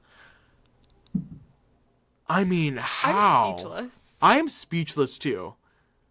He is so incredible. So fun to watch on TV. His attitude about everything is just so fun. He's one of those people that are so naturally funny too. So naturally funny. He is the kind of humor that, like, really just hits me in the funny bone. Like, just his, I don't know. The way his brain goes works. The way he just, like, goes about life is so funny. I did not ever think that he was going to come back. I know Jeff said on, like, the CBS morning show, he was like, oh yeah, Mike's been telling me I want to come back. I want to come back. But I just never thought it was going to happen. Yeah, I didn't think it was going to happen either. I just think he's so busy. He is a Emmy Award winning director, producer, creator. Like, he is in the I don't know, maybe it's just because I know who Mike White is, but I truly do feel like you don't ever know, like, the creators of these shows, right? Yeah, I feel everybody knows Mike White. Like, I truly do feel like he is in the pop culture, like, he is just in the lexicon. Like, people know Mike White is the creator of The White Lotus. Like yeah. Like, that's wild. Mean, I've seen, he's also just, like, kind of awkward and funny. Oh, so awkward and funny. I've seen clips on TikTok of people who, like, will see him on the street and are, like, saying hi to him, and he could not be more awkward. And, like, but people, those clips, they know him because of White Lotus, not because of Survivor. Right. So I think he's someone that just, like, has his finger in every little thing in pop culture media. In the funniest, like, with the funniest personality. I'm so sorry. I was scrolling through the rest of the people we have to see, and I just saw what you put under Tiffany's. We'll get there. We'll get there. Trust and believe. Oh my god, and you did it for D2. I love that. Love that. But okay, so Mike White, quick overview of his game. Obviously, amazing mind. I think most notably, again, another great character. To critique his game a little bit, not the most strategic threat of the people. He's no Sari Fields. He is no Aubrey, no Genevieve. Like, he not in that category, you know what I mean? No. But he is so likable. Again, he's like a Christian, like a, I don't know, like a Joe maybe. Like he's just a likable person. People just connect with him. he famously, we have drunk and high Mike on the season. Drunk on the final reward challenge, but my favorite piece of Survivor lore is that his boyfriend snuck in a dab pen at the loved one's visit, and so Mike did get high on the loved one's visit, which I think is so funny. He floated his way through the game mostly. I think the Davids held a lot of power. Mike knew when to swap around with people, which I think is a positive towards his game. And he really, really locked in at the final 8-9 days of Survivor David versus Goliath and was making really important moves to position himself well enough to get second place on the season. So he can lock in. When he's locked in, he's locked in. But he was sort of under the radar the first half of the game. He was sort of there for a little bit. And not just, he's a good character. A game kind of like a star. You're just a fun character to watch on TV for the good first portion of the game. He was able to lock in, and he's secure also some having votes. a good time. Right. So it's definitely there. It'll be interesting to see, especially now that he's so high profile, literally just in pop culture. I'm nervous. If he's going to be able to lock in. My favorite jokes, people have been saying that people are gonna get Mike to the end so they can have a spot on season 4 of White Lotus. They are want a going little cameo moment. Mike is gonna leverage cameos on White Lotus. Y'all thought he was playing checkers, baby. He was playing chess. He knew that an all-star season was coming up, and he said, if I become known for putting survivors on my seasons, it'll get me a lock. It'll lock me in. Yeah. Which means we are inches away from getting Sari on the White Lotus. That's all I'm gonna say. Inches away. No, actually though, I know, and people are like, "Oh, he's gonna come up with the idea for season 5." Well, out there. Right. So I'm excited for Mike. What a great pick. Great pick. I'm so glad they got him back. Rick Devens, y'all. 41 years old. Played. Oh, I copied and pasted David vs. Goliath. He played season 38. Season 36. Edge of Extinction. He was on season 36. Which is, now I'm thinking about the order. I don't know why he was after the David vs. Goliath people, but whatever. I took all this information. I made my own little document from the E-Weekly article, and some of the way that they listed the people was interesting. Anyway, Rick Devens, he got 4th place on Edge of Extinction, and has played with Aubrey. He played with Aubrey.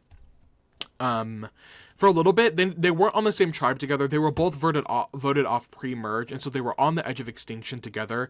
But Rick Devens gets back into the game, and so plays a majority of his game without talking to Aubrey. They were only on the Edge together for a couple days. I think Rick was maybe the last person or the penultimate person to be voted off before the first battle back. So they really, I don't think, interacted very much, but they were on the same season together. I think Rick is a polarizing figure. I don't know how familiar you are with Rick Devens, but I remember when his season was airing, it was very, people liked him or they disliked him. I don't think anybody hated him, but people were either really big fans of Rick Devens or they thought he was the most insufferable person to ever play the game of Survivor. That is sort of what the vibe was giving. I'm neutral. I don't hate Rick Devens. He's not one of my favorite Survivor players, but I respect him. I was rooting for him to win. Yeah. I didn't watch this season, so I don't know. Well, you didn't miss much, if I'm being honest. That's It's a very season of Survivor. He gets voted out 4th on day 11, and he gets brought back in the game on day 16. He won his way back in the battle back and ultimately gets to 4th place, where he honestly most likely would have won the game had he won fire making against the eventual winner of that season. So he could have won. He is another person that is in the robbed category where people like you should have won. You know what I mean? So it's interesting. He's a good, I think, mix of everything. He's a good social strategy, physical threat. He won 4 immunity challenges, I believe. He won a battle back. He got a couple of idols to save himself. He is a good player. He definitely can hold his own. I wrote that I think he's a good chaotic bridge between the new era and the old school. I think he'll be a good connector between the two. it'll be interesting to see how it works out. I think a lot of people in Reflection like Rick Devens. I think he is very likable. He's a news anchor. He's so he has a very likable personality. I think he can portray himself in a very nice way. So it'll be interesting to see how he does on this season. Yeah. Go Rick. Go Rick. Everybody from this point on is from the 40s. Maddie and I went so in depth with everybody else because it's kind of like a refresher course for the pod. We'll give more unifying thoughts on these people. I don't know if we'll go as in depth, but because they're so fresh on our minds, you know what I mean? But yeah. We have our one, and Maddie and I talked about this earlier, our one representative from the seasons 41 through 44. The one representative. Jonathan. This is literally the person I'm like, I said it for Coach and him. Why the fuck is Jonathan back? Get him off of my TV screen. Truly beats me. No clue. Literally, Marianne, even Romeo, Lindsay, Mike, Omar, Dre. I could go down the line of 10 people from 42 I would have rather seen than Jonathan. Yeah. I don't get it. I don't get it. I don't feel like yes, he's big and strong, but I don't feel like he really stood out, like, on his own. Yeah, I don't know. Jonathan's 32. He was on Survivor 42, and he got 4th place that season. Would he have won if he won Fire Making? I don't know. I don't think he would. I think Marianne still would have carried. So Who did he beat, or who did he lose to? Mike beat him in Fire Making. Who was the other person in Final 3? Romeo. Oh, that's right. Romeo took Marianne. Mike beat Jonathan. Yeah, I don't think he would have won no matter what. I don't think he would have won. I think he's most well known for his physical domineering. Like, he literally carried his tribe through the ocean to win a immunity challenge. Right. And like, he seems like a nice guy. He does seem nice, but I'm just like, I don't want it. I don't want what you're selling. There are so many other people. Right. Especially if he's the only one. I'm like, girl. This is not a good representation. Mitch, Mitch, get up, Mitch. Like, I don't know. I would, again, anybody else from that era. And there's so many that I wanted to see back. I know 41 and 42. 42 is a great season of Survivor. So many other ones. Even 44. Even 41, there are so many. 41. That was a weird season, and I don't think it's really anyone's fault. That was the first post-COVID thing. Right. There are so many good people on that cast. Get Tiffany, Xander, Liana, Shan, and Ricard. Shan and Ricard are my number one, like, in no particular order, number 1 and 2s that I was hoping to see back. I think Shan kind of... If the season had been more recent, if, like, say, season 45 was, like, an all-star season, I think Shan would have been a lock-in. I think since her season, her reputation has not been great. So she hasn't said things, I think she's controversial. And I don't know if she has the best relationship with Survivor production at this point. So I think that is a primary reason why she's not on this season. I want to see Ricard, though. I think Ricard would have been Ricard would have been an incredible pick. Evie. Oh. Like, there are people that I'm like, girl, we lost at the end of the day. Like, we lost. Like, if Jonathan was with other representatives of the early 40s, I don't know if I would have minded as much, but being the sole representative it irks me. Yeah. And we're jumping to season 45. And I cannot. We're about to queen out. We are about to queen out. Emily Flippen is back. Financial analyst Emily Flippen is back on our TV screens. She is 30 years old. She placed 7th in Survivor. Somebody who post her season was telling media outlets she wasn't going to do it again. I'm so happy. Iconic. I don't know if I've ever in memory on Survivor seen someone with such an arc. Such a 1-season arc. 1-season arc. Went from audiences hating her to being absolutely obsessed with her in a span of like 5 episodes. It was where she started, things were not pretty for her. Oh my god, I will always remember the cut when was it Roxroy? What was his name? No, not Roxroy. What's his name? Was it Bruce? When Bruce was talking about being coming back. Yes. Come back, and Emily goes on the marooning. They're on the Mount marooning. In front of everyone. And she raises her hand and she says, actually, Ellen, that's not the truth. I love Emily. And it really did not stop there.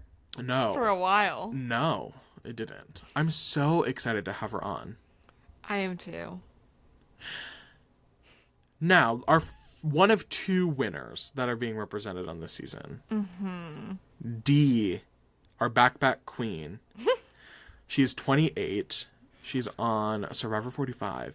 I do believe Dee was just on the challenge. I should have fact-checked this. I do think she was on the challenge season that just filmed and hasn't aired yet.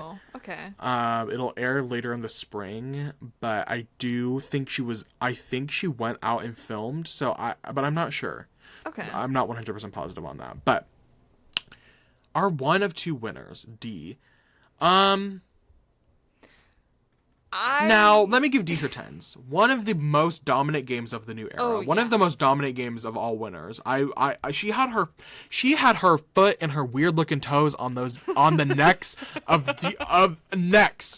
the girls out on Survivor 45. She was on their necks, would not let them breathe. She said, "I'll come back, but we gotta do that pole challenge and make it the whole challenge. Give me some footholds and let me go to work." She said, "Don't mind me and my freaky ass toes." She's a good winner. She's a great winner. She's really good at the game of Survivor. I will give her her 10s. Yes. Do I think she has this spot because she has not infiltrated, but she has a good relationship with Jeff and Survivor Protection? Yes. Yes. Do I think that's the reason she's back on? Yes. Do I need to see a winner? Not necessarily.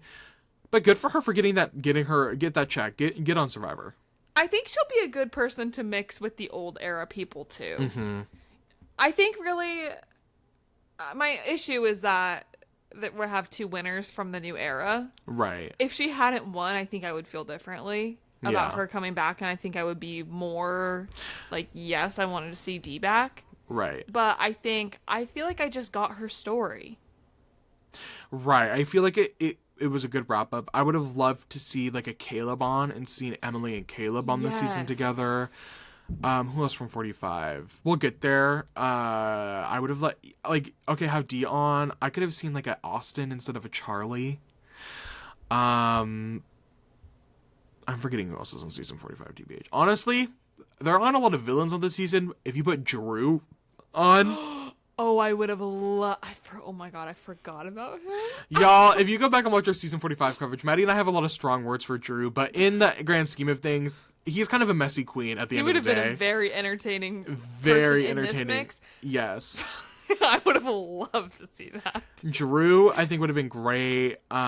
Julie, I think, would have been really fun. Like, there are, like, people who haven't won, I think there could have been more. You know what I mean? Yes. I think that's my problem. Is this Katora was on this season, 45? Maybe? I don't remember. I think Katora, I think that could have been fun. Anyway. It's interesting, her being a winner. Like, what do you have to prove now? You know what I mean? Right. Like, it felt like Dee's story wrapped up nicely with a little bow on it. So it'll be interesting to see where it goes from there. Because it really was her season. It was. Again, she had her weird freaky toes on their necks. Like, she did not let them breathe. No. So, she's just not someone that I was, absolutely dying to see back. Right. At this point in time. Let's get to somebody that I'm so excited. Q. I love Q. Skirt. I'm so excited for Q to be back on my screen. He is 31. He placed 6 on Survivor 46. How can you not say mother? How can you not say mother? Obsessed with him is an understatement. I'm about to make the best TV. Do I feel like he's going to crash out in the first couple episodes? Yes. But does this man, oh, God, like he is going to do everything I need. I mean, almost all of my favorite moments from 46 involve Q in some form. Can we talk about Liz yelling at Q? I see you eat every day. And you voted for me last night. There's a Survivor 46 resurgence happening on social media right now. I think a lot of people are either rewatching or are reliving it. Survivor 46, one of the funniest seasons of Survivor to ever air. Was it one of the best seasons, like, strategy or, like, definitely game-wise? not. No. Definitely not. But I think that's why we loved it so much. Right, like, so messy. And entertainment. I think we have, minus Charlie, we'll get to Tiffany in a second, two of the best entertaining people you could have pulled from that cast, respectfully. Yeah. Q... I don't my have Chaos King, my Messy Queen. Literally, there's not enough words to say how excited and thrilled I am to see Q back on my screen. What an incredible representative of the new era as well. Yes. If you were going to boil down, if you were going to do 4 or 5 people from the new era, Q makes it on every time. Yep. Q makes it on every time. I think honestly, if this list were like Emily, Q, Genevieve, Camilla, I'm like, okay. Yeah. Just like pull a couple people. But Q makes it on every time. There is no world in which Survivor 50 does not have Q. No. Once he whipped out that Q skirt. And Q skirt. the challenge where he was like leading everyone in the game. Yes. And nobody was following along. No one. His presence was in everything. Him targeting people based on how they played hide and seek. Oh my god, I forgot about that. So good. I mean, this man is so, like, what is he thinking at all moments of the day? I am so excited to have him on Survivor again. He was even one of the people.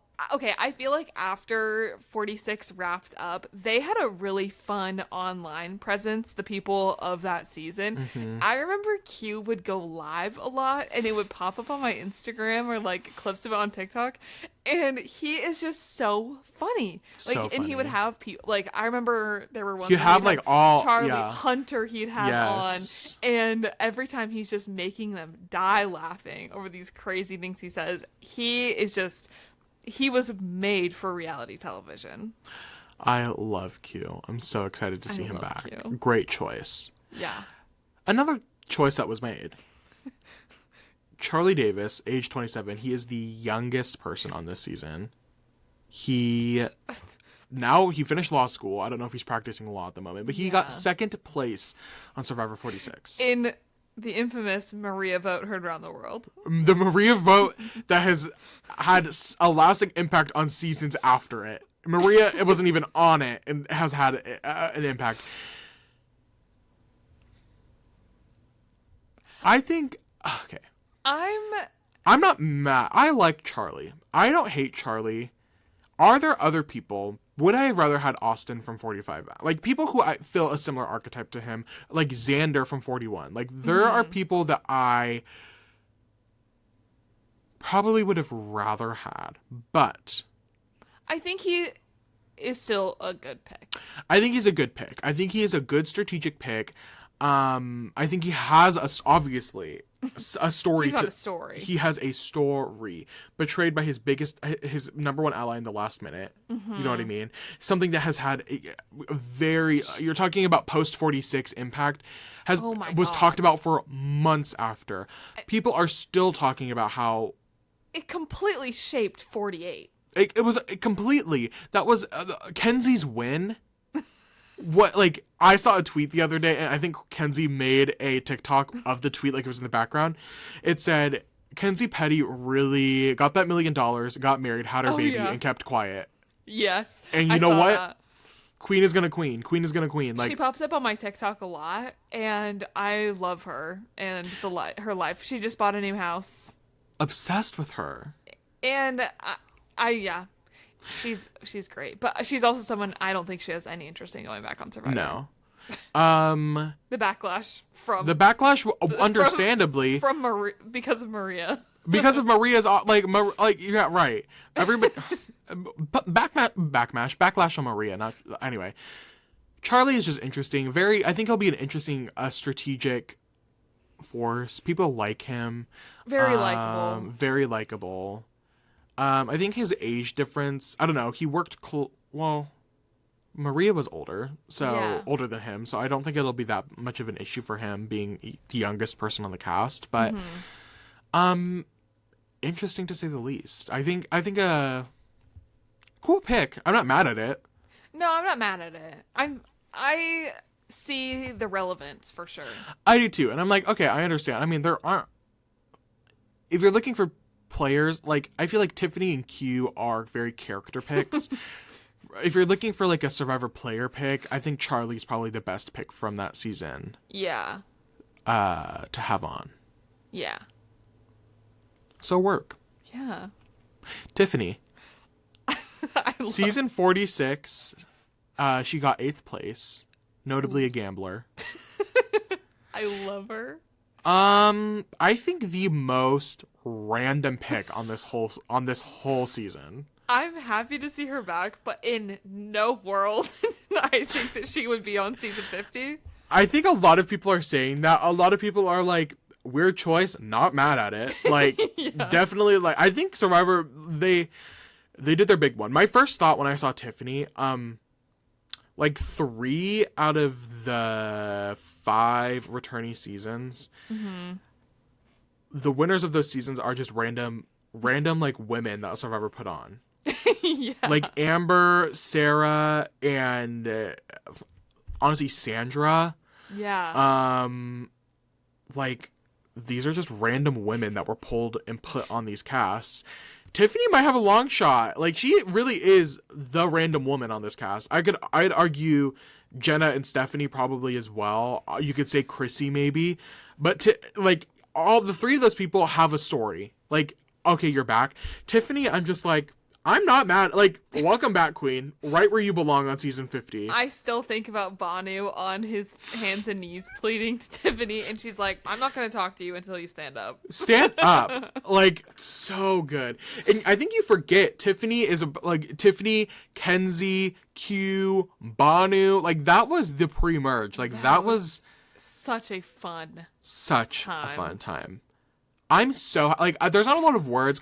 So Tiffany, I think, great character. She has some social and strategic chops. Obviously, she makes it to the middle of the season. So, like, she doesn't make it far. But I think she's going to kill. Happy. I'm happy, too. Yeah. Work, Tiffany. Like, slay. I'd love to know how it happened, though. Me too. Like, I want to know how early, like, at what point was she contacted? Like, was she an early pick or was she like a filler at the end? I don't know, but I'm happy either way. Yeah, me too. Jumping to 47, Ooh, I'm so happy. Genevieve is back. 33, our only 47 representation. She got 5th place. It sounds like Andy and Rachel had both been in talks for a long time. Like, they were also rumored to be on, but it sounds like Genevieve was the only person that got there. Another person similar to Emily that I did not think was going to go back on Survivor. It kind of felt like Survivor broke her in a way while on the show. Yeah. That was, like, kind of sad. Yeah. And I just thought there was no way she was going to come back. Yeah. As much as I'm absolutely obsessed with her and wanted her to come back. Right. I think I always just put it in my head that I was like, don't get your hopes up about Queen. Right. And she's back. My winner pick. I got 2 winner picks on this season. I was trying to remember. I don't remember who my winner pick was for 46. I think Q may have been my winner pick. I think Q may have been my winner pick for 46. Who was? No. Was Tiff mine? I think she may have been. Or Tiff. I'll have to go back and find that. We'll have to go back. But I think Q was my winner pick. I can't. But then your winner pick did better than mine that season because I think you picked first for 47. Or no. Did you pick first for 47? Yeah, you did. So anyway, Genevieve, what a great moment. She spawned her own new terminology, a Genevieve breakout episode. Did somebody have their Genevieve episode? I think it's a newer term in the Survivor lexicon, but famously my winner pick. And she had no presence in the first 3 episodes of Survivor, literally zero confessionals. None. Like I remember the first or second episode we were talking, and I said, I can't believe I picked this girl as my winner pick. The biggest flop. I remember being like, my winner pick had 0 confessionals this episode. What is your winner pick doing? And she had a pop-off episode. Like, she backdoors Keyshawn, her number 1 ally, and is the strategic mastermind really of Survivor 47. Absolutely. Like, the strategic powerhouse of that season. She's the ice queen of the new era. And ultimately, her and Sam are sort of at the bottom of the barrel. Nobody wants to work with them from the midpoint to the merge on, and they were grasping at straws. They were fighting to stay alive, and ultimately she ends up losing in 5th because nobody thinks they can beat her, which I think is true tea. Yeah. Oh my god. Icon. I just am so grateful that we get her back. I really hope she's able to go into this season with, like, I don't want to say, like, more cutthroat, but, like, at the same time more cutthroat. Like, I hope that she's able to play her Ice Queen game and not feel bad about it. Right. Or maybe, like, now she'll be able to go into it just, like, having, you know, felt what it was like last season. Okay, last time she was on, people made her feel so bad about these moves. Like, who was it that was, like, guilt-tripping her at points? Teeny. Yes. Teeny was, like, making Genevieve feel like a bad person for the moves she was making, when I'm like, no, you are on a game. Like, I get it. And I also have not played Survivor. But I was just, like, it was kind of sad for me at the end, because I just was like, no, you are playing your own game, and, like, you are doing it so well. So I hope she's just able to go into it with, like, a different perspective and a little more clear mind on things. And I'm also hoping that, because so many of these old era people did play sort of, like, more cutthroat games, like, I hope that she has the space to play the game that she's so good at playing without feeling bad about it. Right. Like, I hope she comes in with a new... I'm sorry, I'm going through our Survivor 46 cast assessment, and we were silly that episode. We are giggling. Yeah, I'll be interested to see if she can shed a little bit of the guilt and really just be a whole new person. Take it home. Right. Okay, we can pause. I want to know who it was. Oh, you picked Q. Oh, okay, so I did pick you. I was thinking that. Okay,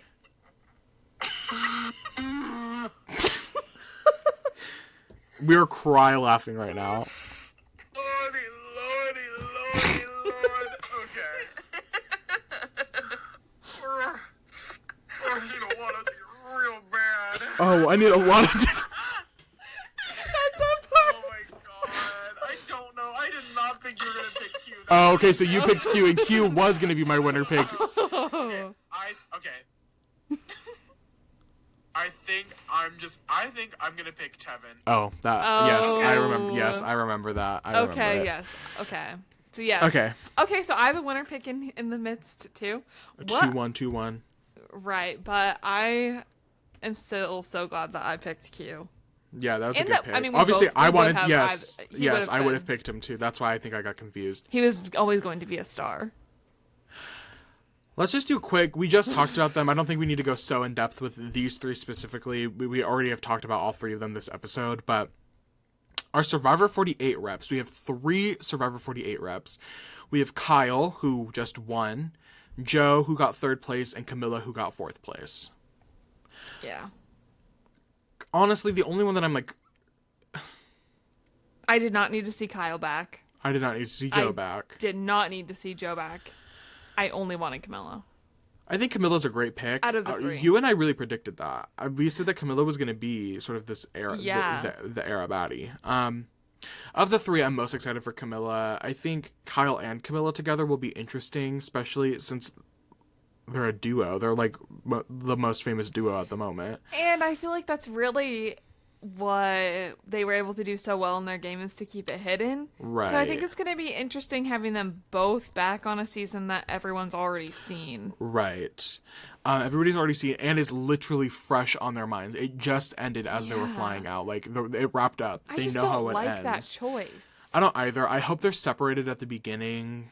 I just know Camilla's gonna get the brunt end of it for being the woman in the duo. Everybody's gonna be like, Kyle is the winner, and he's out there. We need to get Camilla out to weaken him. I mean, and they were even saying in the reunion thing, they were like, oh, well, Camilla was gonna win if she would have made it to the end. I wanted Camilla to have her moment on her own in a game with different people. Right. I really wish that she was the only one from 48.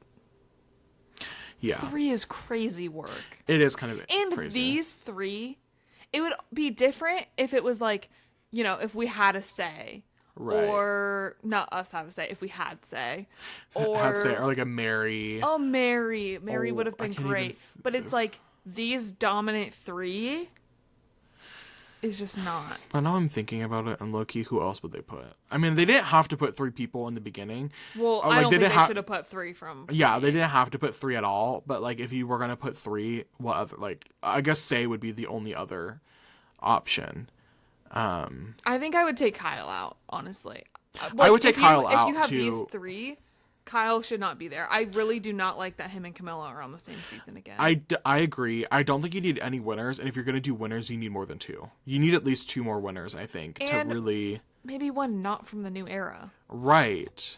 You got 30. You got 41 other you got 38 other winners to choose from. Yeah.